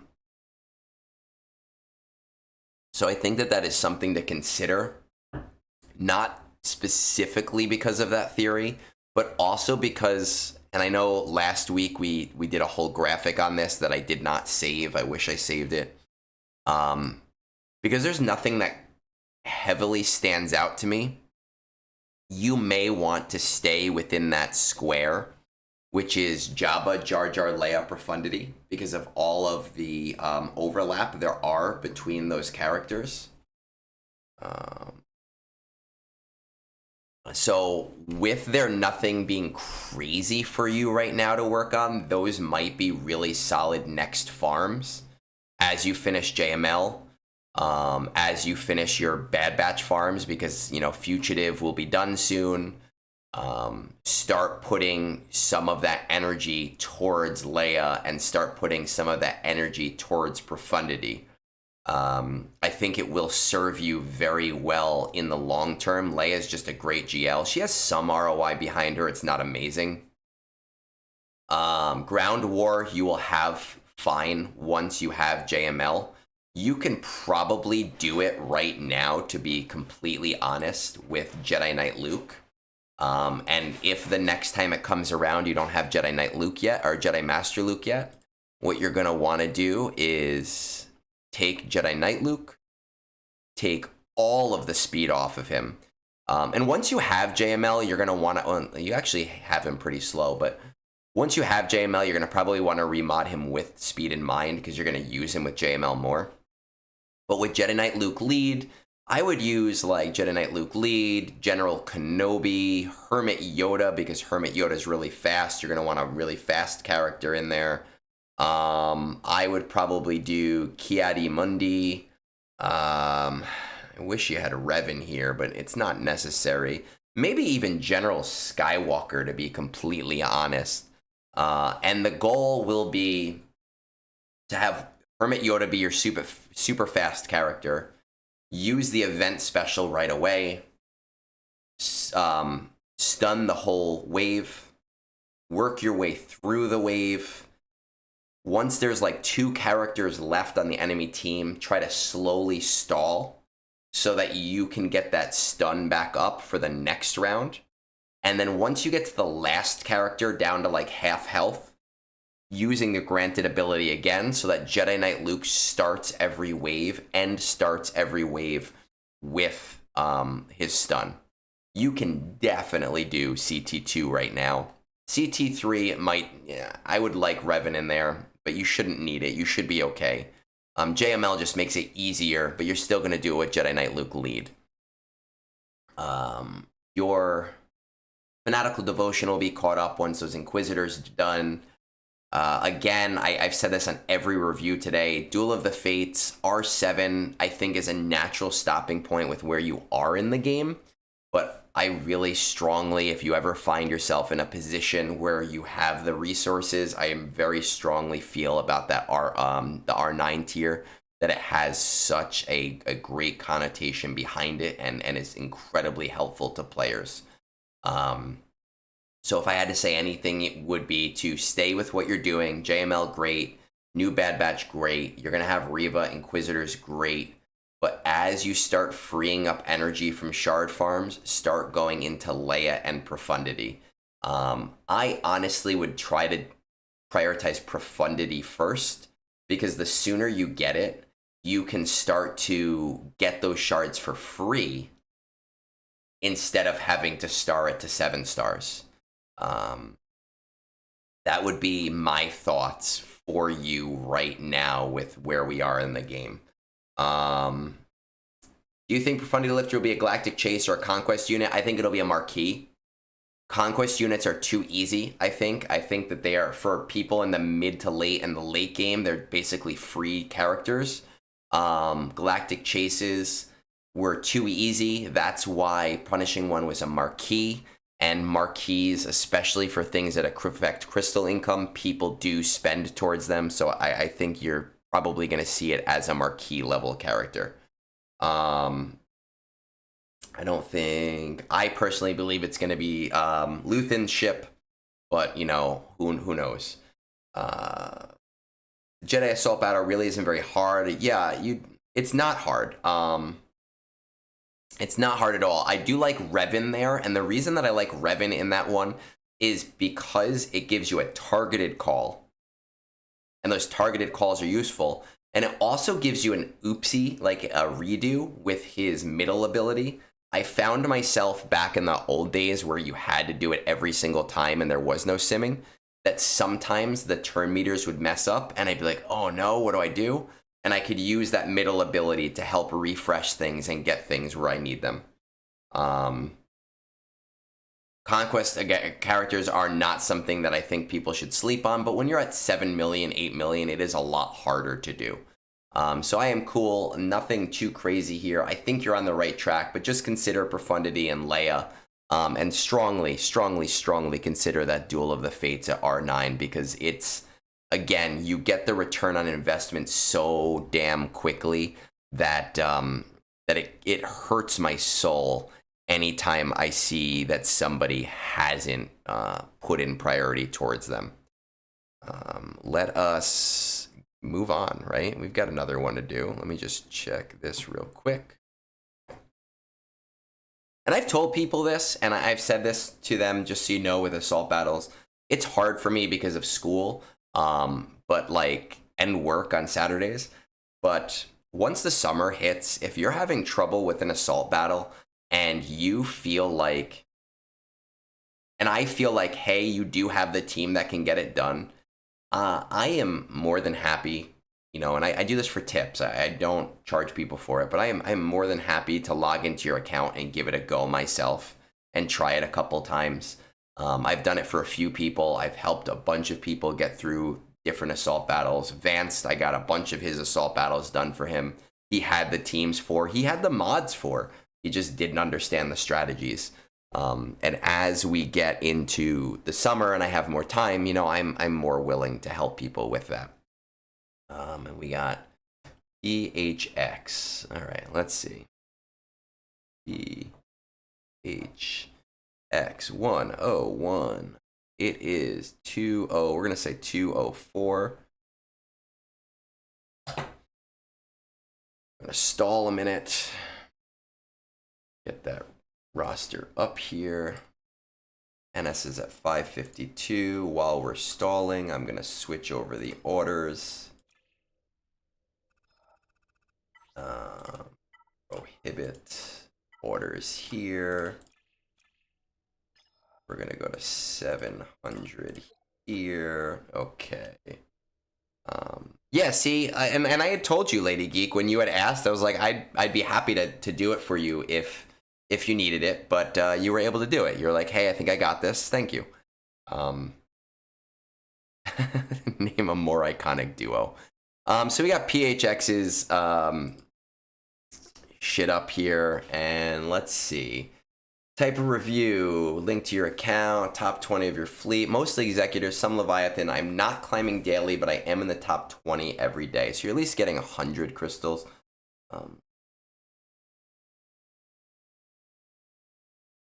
I think I hit auto on Duel of the Fates too, to be honest. Are you coordinating? Not really. Again, I've said this, coordinating with your fleet is not just about figuring out things and not being mean. It also just helps with understanding who to hit so that you don't have to climb as much. Your assault battles look mostly in order. Duel of the Fates at least at R7.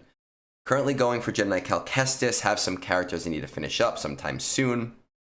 That would be OG Bo-Katan. After Cal, I will probably finish the Ufu team since I have Malicos.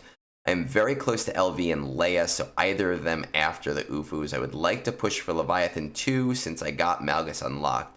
I don't really know what to do after that. Well, I mean, I haven't looked at your account yet, but when we say something with like, I don't know what to do after that, this first paragraph right here is literally like 8 months worth of work. So let's see if we can tighten that. But are you dead set and continuing? Mostly yes. If there's something solidly benefit me, I would do that. Like the DS clones are similar.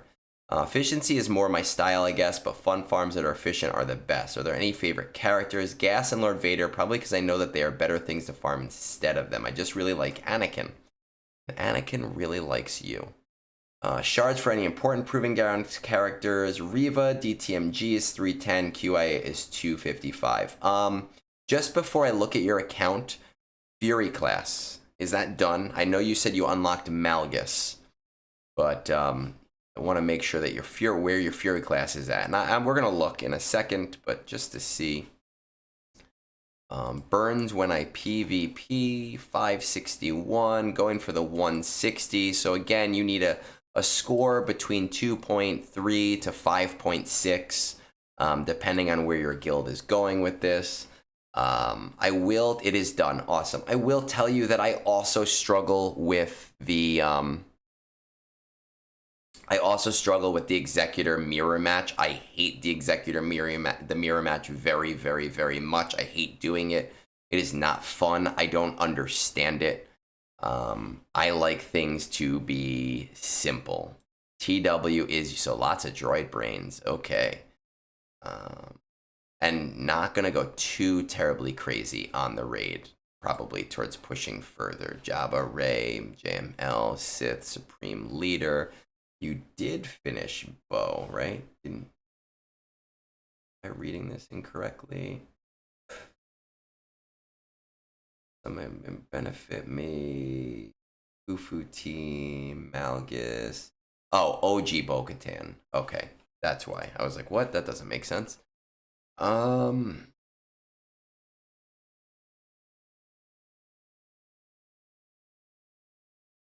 Chips.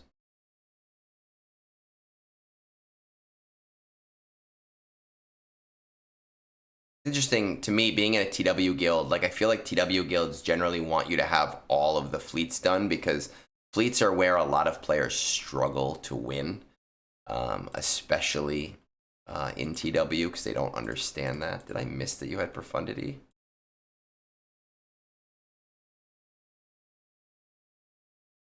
Oh, okay. You probably just got it, right? 4 stars?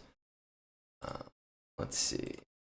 Leviathan, 1,000. Ray, we have these, we have that. JMK, pretty low tier, low priority GL at this point. Lord Vader, very close. Nice, just need gas, really. Gassing and Padme. Star Killer. Afra's pointless right now, at least. Cal.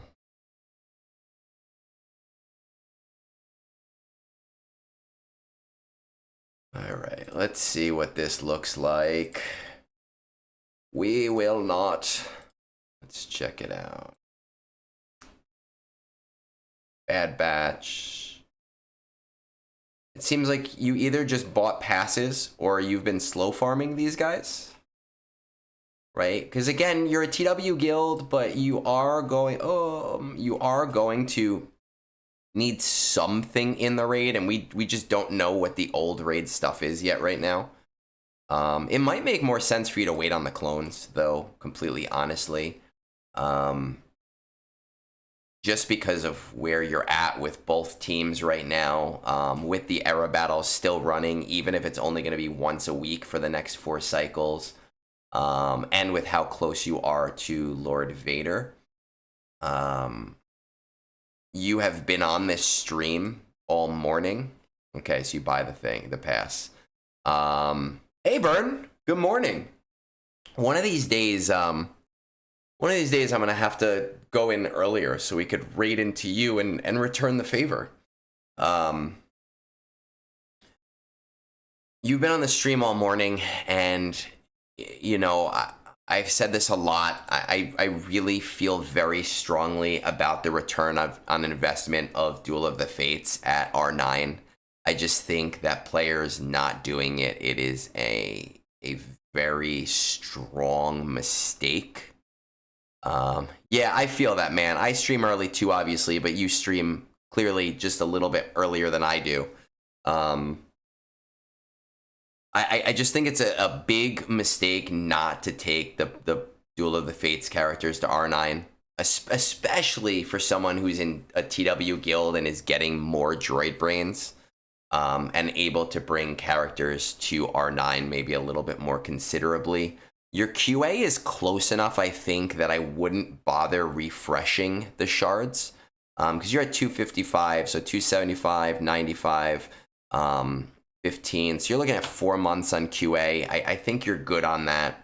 DTMG, I like the team. You're in a TW guild, so that may be worth it to you, and it may be worth you bringing the Peridia boys up now, especially with DTMG being on the table.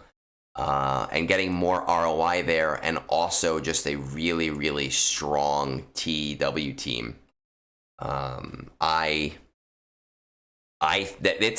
It's been my one team, DTMG, with my Peridia boys in GAC that gets me the most defends. Oh, and you get double. So 2 months for QA. Don't bother fucking restarting that. And you'll have DTMG next month. So you should be working on these guys, man. Because that's extra ROI as well. Death Trooper, Captain Enoch, and Night Trooper. I, again, think that these are great R9s. But I think that R7 is an okay stopping point for them. I would definitely go towards Leviathan. You know, as someone, so you have profundity at 4 stars. As someone who, it sounds like you don't like maybe climbing as much. I'm on this wrong one here. So you're not climbing daily, you're always in the top 20. So having Leviathan would, I think, allow you to climb more consistently with less effort. Because you don't need a lot of effort to climb with Leviathan. Again, I have been told, and people have confirmed it in this stream, that Mark 6 in an Executor lineup can consistently beat Leviathans. I am not aware of the strategy or how to do it, but I know there has to be videos on it. So that could make your life a little bit easier with where you are right now with the Executor. But Leviathan is basically an auto. Like, I love it. It's so easy. You either on the first, if you win the coin flip, you auto right in the beginning. If you lose the coin flip, you just play until you can send out your Scimitar, and then you hit auto.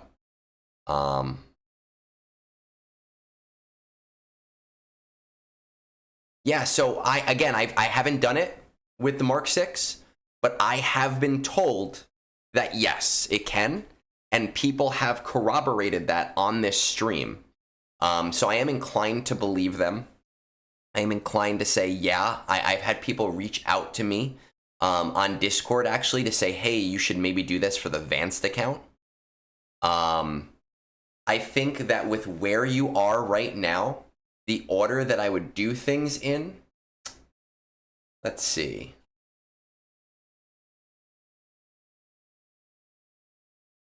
The order that I would do things in right now, I would personally R9 the Lover Boys right away. Hands down, no questions asked. I would try to get those done as quickly as possible. Jedi Knight Cal Kestis I would do next, while you're slow farming the Imperial Boys, right? Once Jedi Knight Cal Kestis is done, I would try to 1x farm your Imperial Remnant Boys. This is not advice I would give normal people, but because you're in a TW guild, I think you'll more strongly benefit from that. When your Imperial Remnant Boys are done, and Jedi Knight Cal Kestis is done, I would be at a bare minimum slow farming the clones, and I would work yourself towards Lord Vader. Because Lord Vader is going to give you just a really solid all-around team. The clones are going to be your de facto raid team, and that's going to help you in TW as well. When all of that is said and done, honestly, look into the Executor Mark 6 strategy. See how easy it is. And when I say see how easy it is, see if it's something you can commit to doing every day. If you're like, oh, that looks so easy, I could do this literally every day, I would pull that Band-Aid off right after getting Duel of the Fates Lover Boys to R9. And because that's a relic farm. So I would just pull that Band-Aid off, rip it the fuck off, and get that done so that you can increase your crystal income in the short term. Once you've done all of those things, I would really strongly push towards Leviathan personally.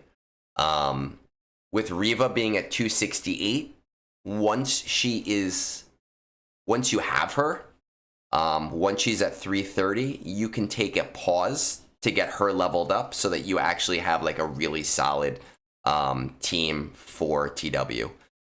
Is PAL Conquest Cron worth it for low GP players? Yes, it is. It is a quality of life thing for high level players. I have not applied the Padawan Omicron myself. At 13 million, it's just quality of life. To me, I'm not about it.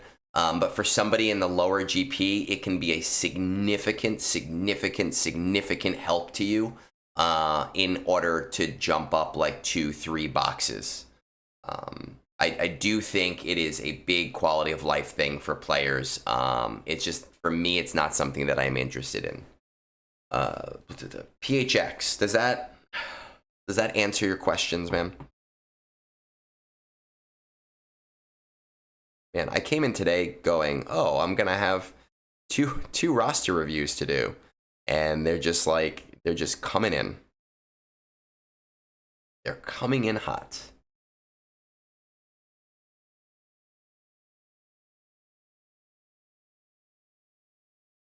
Yeah, it's just not for me. Yes, so listen, I would not normally say you should do DTMG, but I think because you're in a TW guild that you should. And I think that that's one of the reasons why you should put some extra priority towards the Prettier Boys, is because being in a TW guild, you're going to get some extra stuff out of that. When should you do Leia? Leia is a great farm. I think because of where you are with LV, it should be after Lord Vader. So it should be more on the tail end. Lord Vader will give you a little bit more utility. So we're talking down the line for you, even though you have a lot of the overlap. M3, I took it. I had my pill. I did.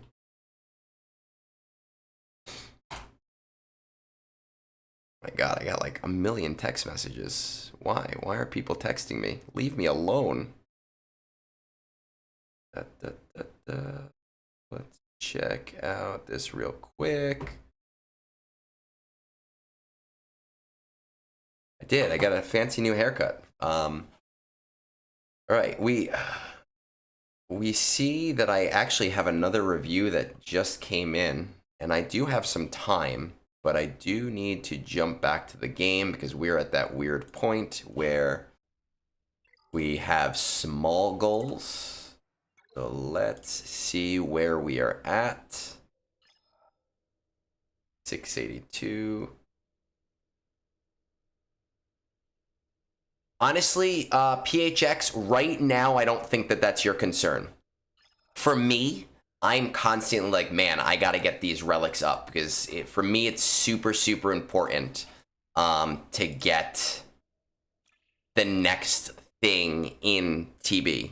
For you, I think you have enough projects over the next 6 to 8 months that unless your guild is saying, oh, hey, we really need you to do this XYZ thing, that it's not something that you have to be concerned about. 730, let's say we want to get, where is this? 5 more battles. So we're going to say we want this at 720.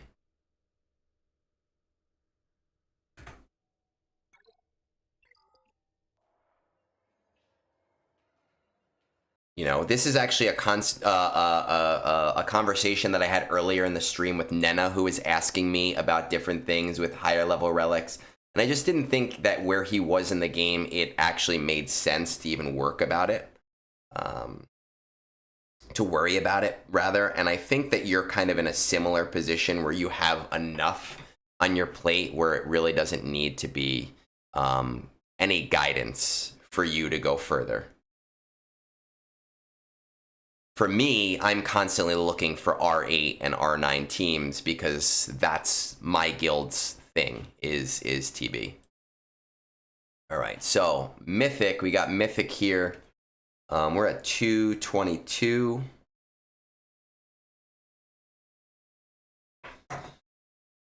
Seeking guidance on my next farm. I started in November of last year. Ooh, so we're earlier game. Bought a bunch of LCBs to get me in the mid game. I've recently finished Executor, Jabba, and JML. I'm not sure where to go next. I had planned NM farming shards for Jedi Cal as I'm expected. It's my expected next farm after the raid team to round out the JML team, but I don't know what that's the best go. Top 20 is 5 Executors filled out with Negos and Executrix. Are you coordinating? Yes, and I consistently get top spot. Awesome. I can't fucking talk today. You only started last November, and you've got these guys. Look at this. This is nice. Damn. Seekers and Shadows. Okay, Final Devotion CT2. You put some real... I don't think UFUs are a short-term thing for you right now. PHX. And you can if you want to. I just don't think it's something you need right now. I think you have a lot on your plate right now where it's not a big deal. Can you? Yeah, it's not going to be a big thing, but it's not going to be a big detour, but I just think that there's other things that are more important for you. What are you currently working on? Relicking Jedi Master Luke, gearing new Bad Batch for the raid, Jedi Cal, Peridia Patrol, all the 5 stars, punishing one. JML, raid team, yes. Happy to take guidance on the next level. Efficiency is priority. Favorite characters, Bane, QA. Okay, I have a feeling, man, that I don't have that much... I don't have that much advice for you. Like, I think you are on the right track. Yeah, man, hopefully it helped. That's our goal here. 6.48, hitting top spot. Awesome. Your guild is 344. Not doing great in Battle for Naboo. So just the one thing to keep in mind is don't go too crazy on your raid teams. Right? Because it doesn't sound like you're going to need more than 1 and like 1 at R5. Okay, so if Bad Batch is the one that you chose, that's completely fine. I wouldn't do too much more. I mean, it looks like you might even have the clone troopers kind of filling in later on, but I would not bring either team to high relics with where you are right now. Places of power, CT1. See what these Sith look like. Okay, not too crazy. First order. Probably doing that with first order. Oh, I want to see first order again, actually. Yeah, no bad ray.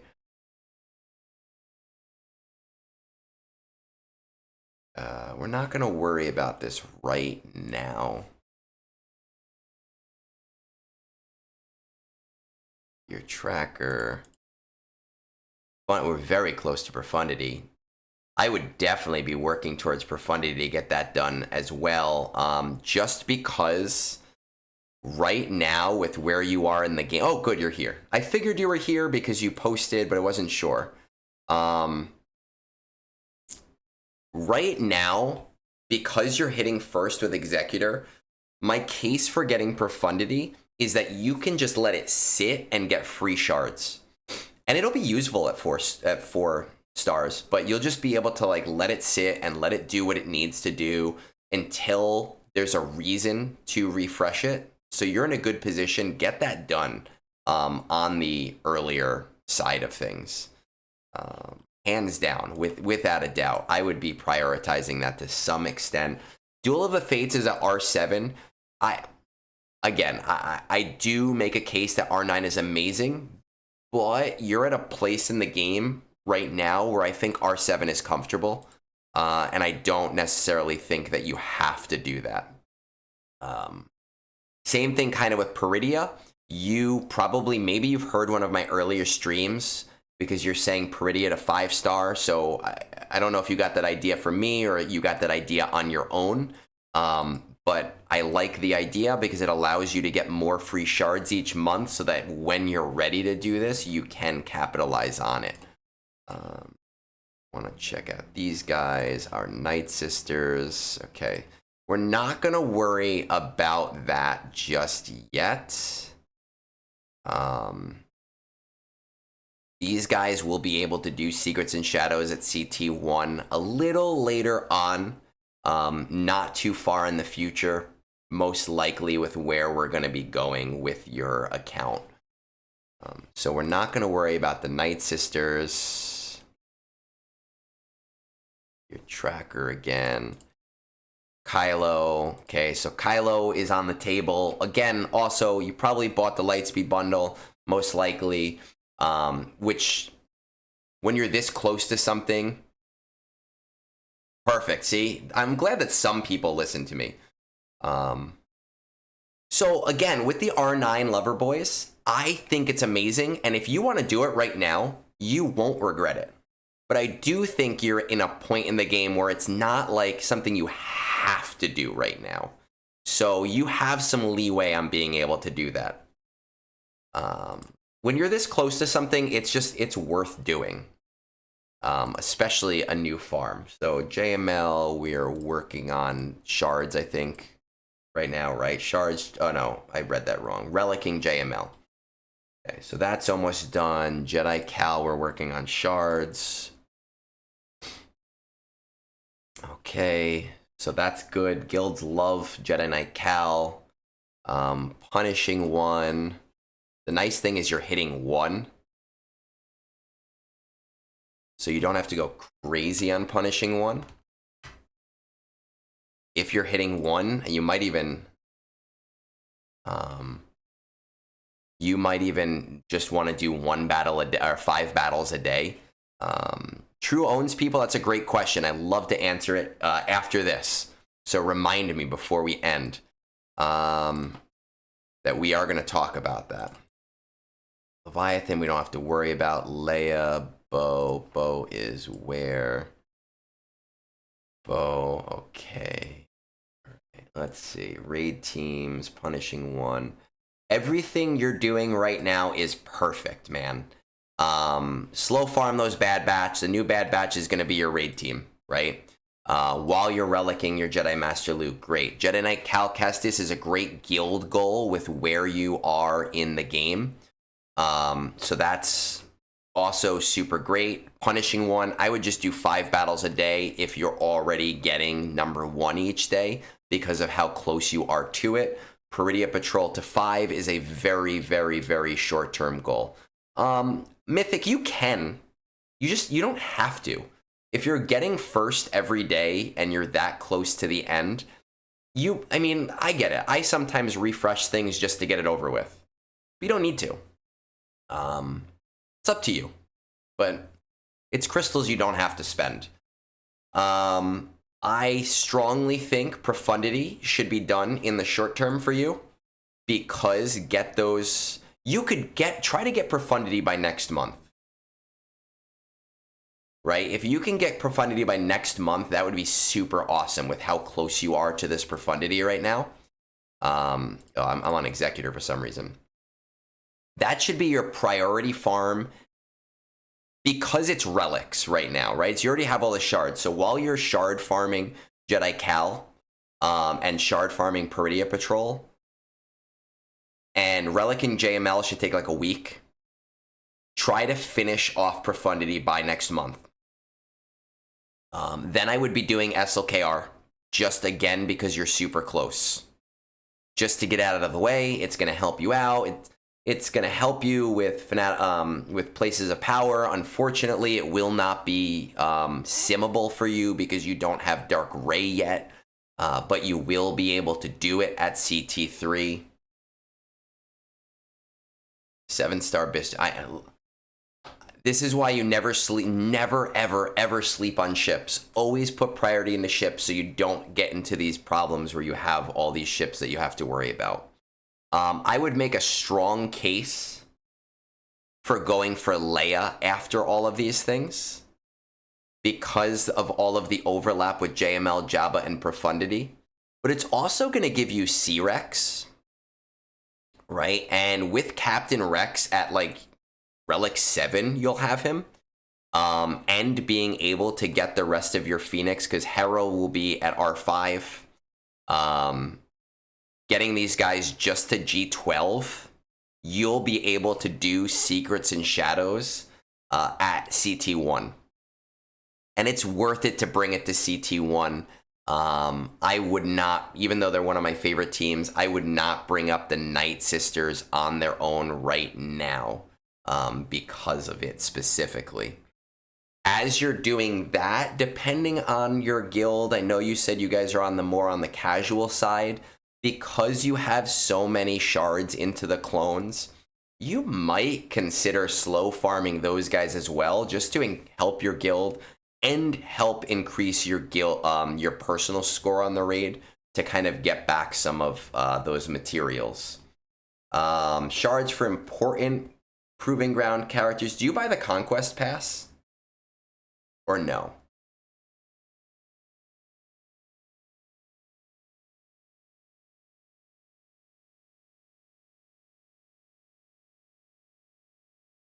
Do do do do.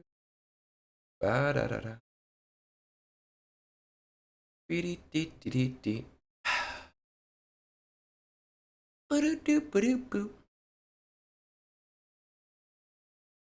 And that's whatever you do. You buy the Conquest Pass.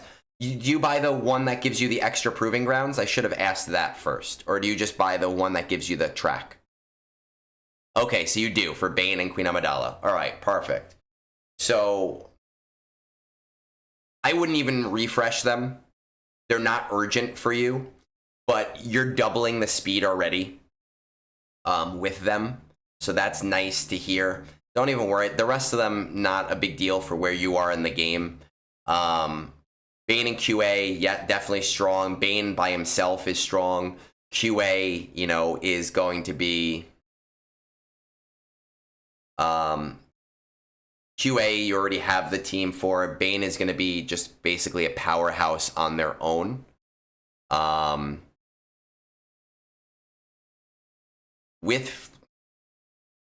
Let's see. So we're at 140 shards. So 330 minus 140 divided by 40. So we're looking at 5 months of doing that. 5 times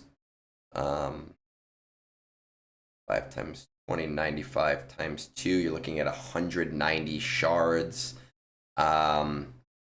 Honestly, man, after all the things we discussed, after you've done them all, you might want to start thinking about Leviathan, because all of your shards for those things will be in like the 200 plus range for like Fury class and Malgus.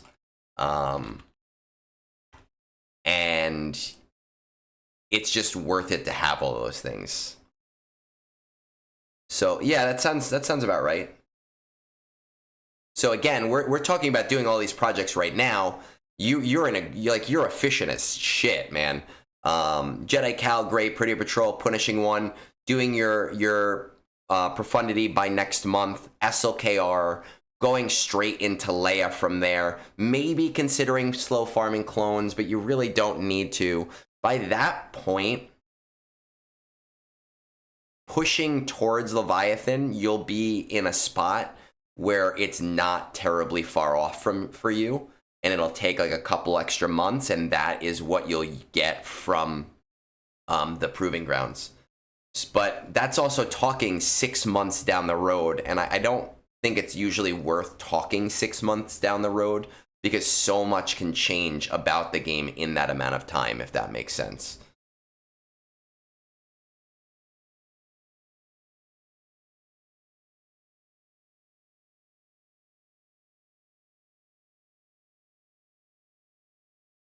And then if you have any other questions, I'd happy to answer them. But I think we kind of, like, you've got this is the kind of account that I like to see. It makes me happy to see accounts like this. I think you are on the right track. It's just talking about next steps for you after the track that you're, currently on.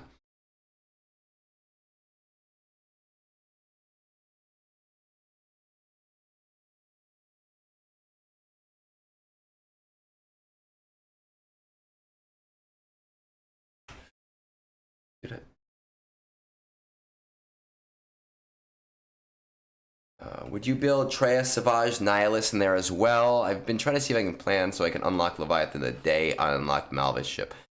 It is a really good GAC team. You know, when I talk about what I'm going to do, I am generally talking about things from the perspective of how I would handle account. That doesn't necessarily mean that you shouldn't take detours. You know, like Nihilus, where's Treya? Do you not even have Treya unlocked? Man. How do you even get Treya now? You buy it with get 1, I think, right? Is that how you get her? I got her from the raid. Let's see, guild events. What are we spending? Guild activity tokens. Where are her shards? Treya. Oh, get 1? That's not bad. That's not bad at all. Yeah, I mean, this is a short-term team, you know, because Nihilus you can get to G12 without any Kyrotech investment. Savage you can get to G12 without any Kyrotech investment. You know, Treya, I don't think she has any Kyrotech investment. So that's a super quick thing. And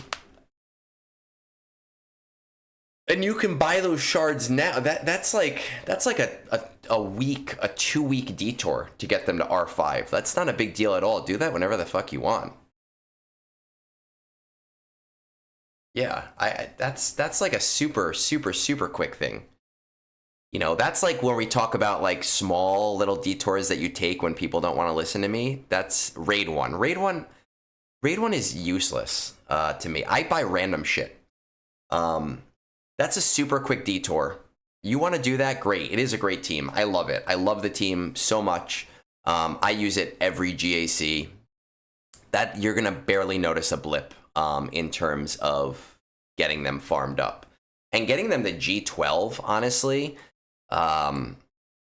like, where are you in GAC? You're in Bronzium. They'll work for you at G12. You know, like that's not a problem at all. A couple questions came in. At what point would you say go for Leviathan then? Is there a minimum GLs to fleet? I think it's different for every account when you should go that route. I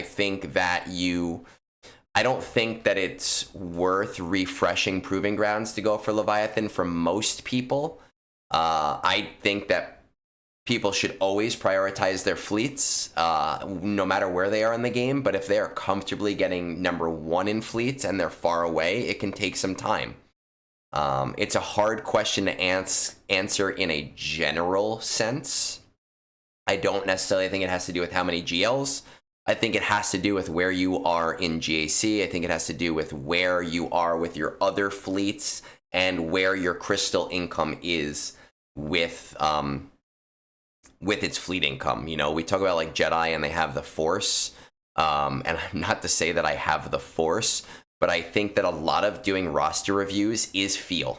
And getting a feel for an account and what an account looked like and what the account owner looks like, not physically, but like how they play the game, and what the weaknesses in an account are and what the strengths are in an account, and getting, you know, that feeling for, no, this is the right next move versus no, this can be held off a little bit.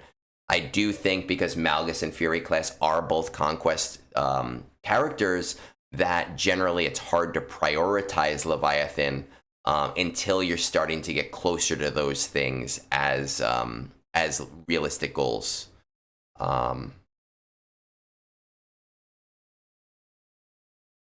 Yes, I really believe very strongly that that ships should always be it should always be prioritized. Those motherfuckers, yes. All deploy. Sorry, I'm just doing something with TB right now. Somebody messaged me. Full deploy Vandor. stupid fucking people just deploy like they don't fucking listen. Oh my god. Where are we gonna lose out on anything here? I don't think so. No, it's fine. We'll be fine. Everything's fine. I think that prioritizing fleets, it's a mistake not to at least put 1 or 2 farms towards fleets at all times, especially as slow farms, and especially because it takes longer to get them done. And the hard thing with Leviathan is that there are a bunch of Cantina farms in there. Now, there is one question I wanted to address. True Owns People asked, do you not think they will remove Poncho Bros Assault Battle since they became accelerated? And I believe the answer is no. And I was very worried about that originally because it was such a high ROI event. And my feelings on that have completely shifted to the opposite. If we talk about the history of the game, Duel of the Fates came out. It was very different from other assault battles. I was concerned. Then Peridia Patrol came out. And when Peridia Patrol came out, they released a statement, a calendar that cycled out one of the assault battles. And they basically said, hey, we're going to cycle out one of these assault battles every month. And we're only going to do 8. And people flipped the fuck out because assault battles had always been a permanent event.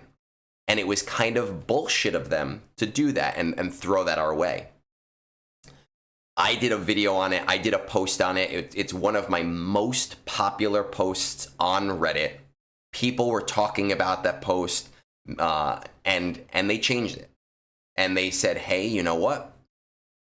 We are going to keep them all in the rotation. We are now going to do 9 a month. But going forward in the future, we're going to look for new ways to do this the way we want to do it. And that's where era battles came in. Era battles are the answer to that flip out. And some people saw that as a negative thing. They're like, oh, see, everybody flipped out. Now these are all temporary. This sucks. No. The problem wasn't that they wanted to make temporary assault battles. The problem was that they didn't communicate it. So people invested in something expecting this, but after that they were told this. And that is why people flipped out. With era battles, we were told up front exactly what to expect. Not exactly. There were some issues with the communication, but for the most part, we were told what to expect with the cadence and that they're going to be gone after that. So we are able to make a more informed decision about them. Now, the big issue with the clones one was that everyone thought that having 1 R9 clone would get you all that R9 material. I never thought that that was the case. I was like, that doesn't make sense. They would be shooting themselves in the foot. Obviously, we have to keep in mind that that era battle was bugged and was refreshing when it shouldn't have been refreshing. But people flipped out about not being able to do it with 1 clone. I talked to Meathead. I gave him some feedback. I said, hey, listen, I really think that it would be a big deal. And the reason people are flipping out is because they didn't know that information ahead of time. And now in the new era battle, in the notes for each era battle, it tells you exactly what they think you will need. Not just what you need to access it, but what they think you will need to beat it in the notes for each level, which was a huge player positive change that they made. To do something like that. And it's something that I think got overlooked. Like, nobody is talking about it. I was talking about it in my last video, but nobody's saying anything about that and how it is a huge, significant positive change. that they did that. The whole Jedi Master Mace Windu thing overshadowed it, and I think it's kind of ridiculous because the people bitching about it the most are the people that weren't getting Mace Windu, like they weren't investing in Jedi Vanguard anyway. Like me, I'm not getting Jedi Vanguard. I don't have the money to get Jedi Vanguard. Doesn't matter to me. And I think it's a reasonably fair thing from their business perspective. How frequently do you think era battles will return once this marquee period is over? Based on the calendar that that Meathead released, it seems like we get 4 weeks of twice a week, 4 weeks of once a week, and then it looks like we might get one event per month, or maybe 2 events per month, so 1 per cycle of a refreshed event. I don't know if that's true, but that's just based off of the calendar that Meathead kind of mocked up and showed people. But that doesn't mean it's always going to be Nightfall. I think it just means that like that will be cycled through each time based on the different era battles that are available. So that's my feelings on all of that. And yes, I think that the old ABs are here to stay. You know, yeah, graphic, the calendar he released doesn't give like enough for us to make the prediction. Yours is a little different than mine. You know, we'll see as the Jedi one comes out, or actually we'll have to wait till the Pirate one comes out to actually see. But I think, again, that we need to think about this less like return on investment and more like a rebate on things you were going to get anyway. They should not be things that you push towards just for the hell of it. They should be things that you push towards for a reason, and then you go, oh, hey, I get some stuff back.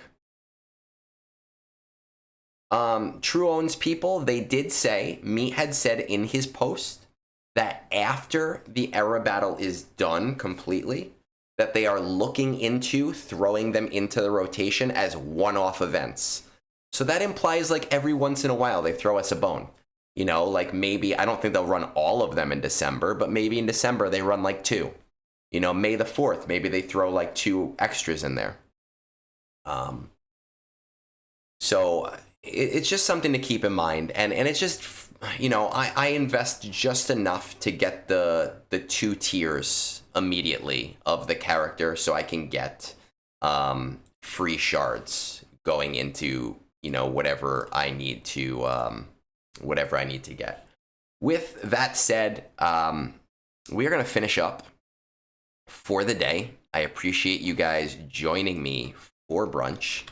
We're going to raid into Nooch this morning because I don't raid into Nooch enough, and I don't get an opportunity to raid into Nooch enough. I'm just going to stop in. We're going to say hi. I appreciate you guys joining me. Before we leave, once again, as a reminder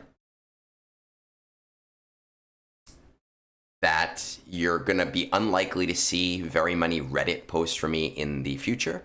So if you want to stay on top of my text posts, we are on Substack now, where I get a lot more customability. So peace out, guys. Have a streamception on the screen. Have a great rest of your day.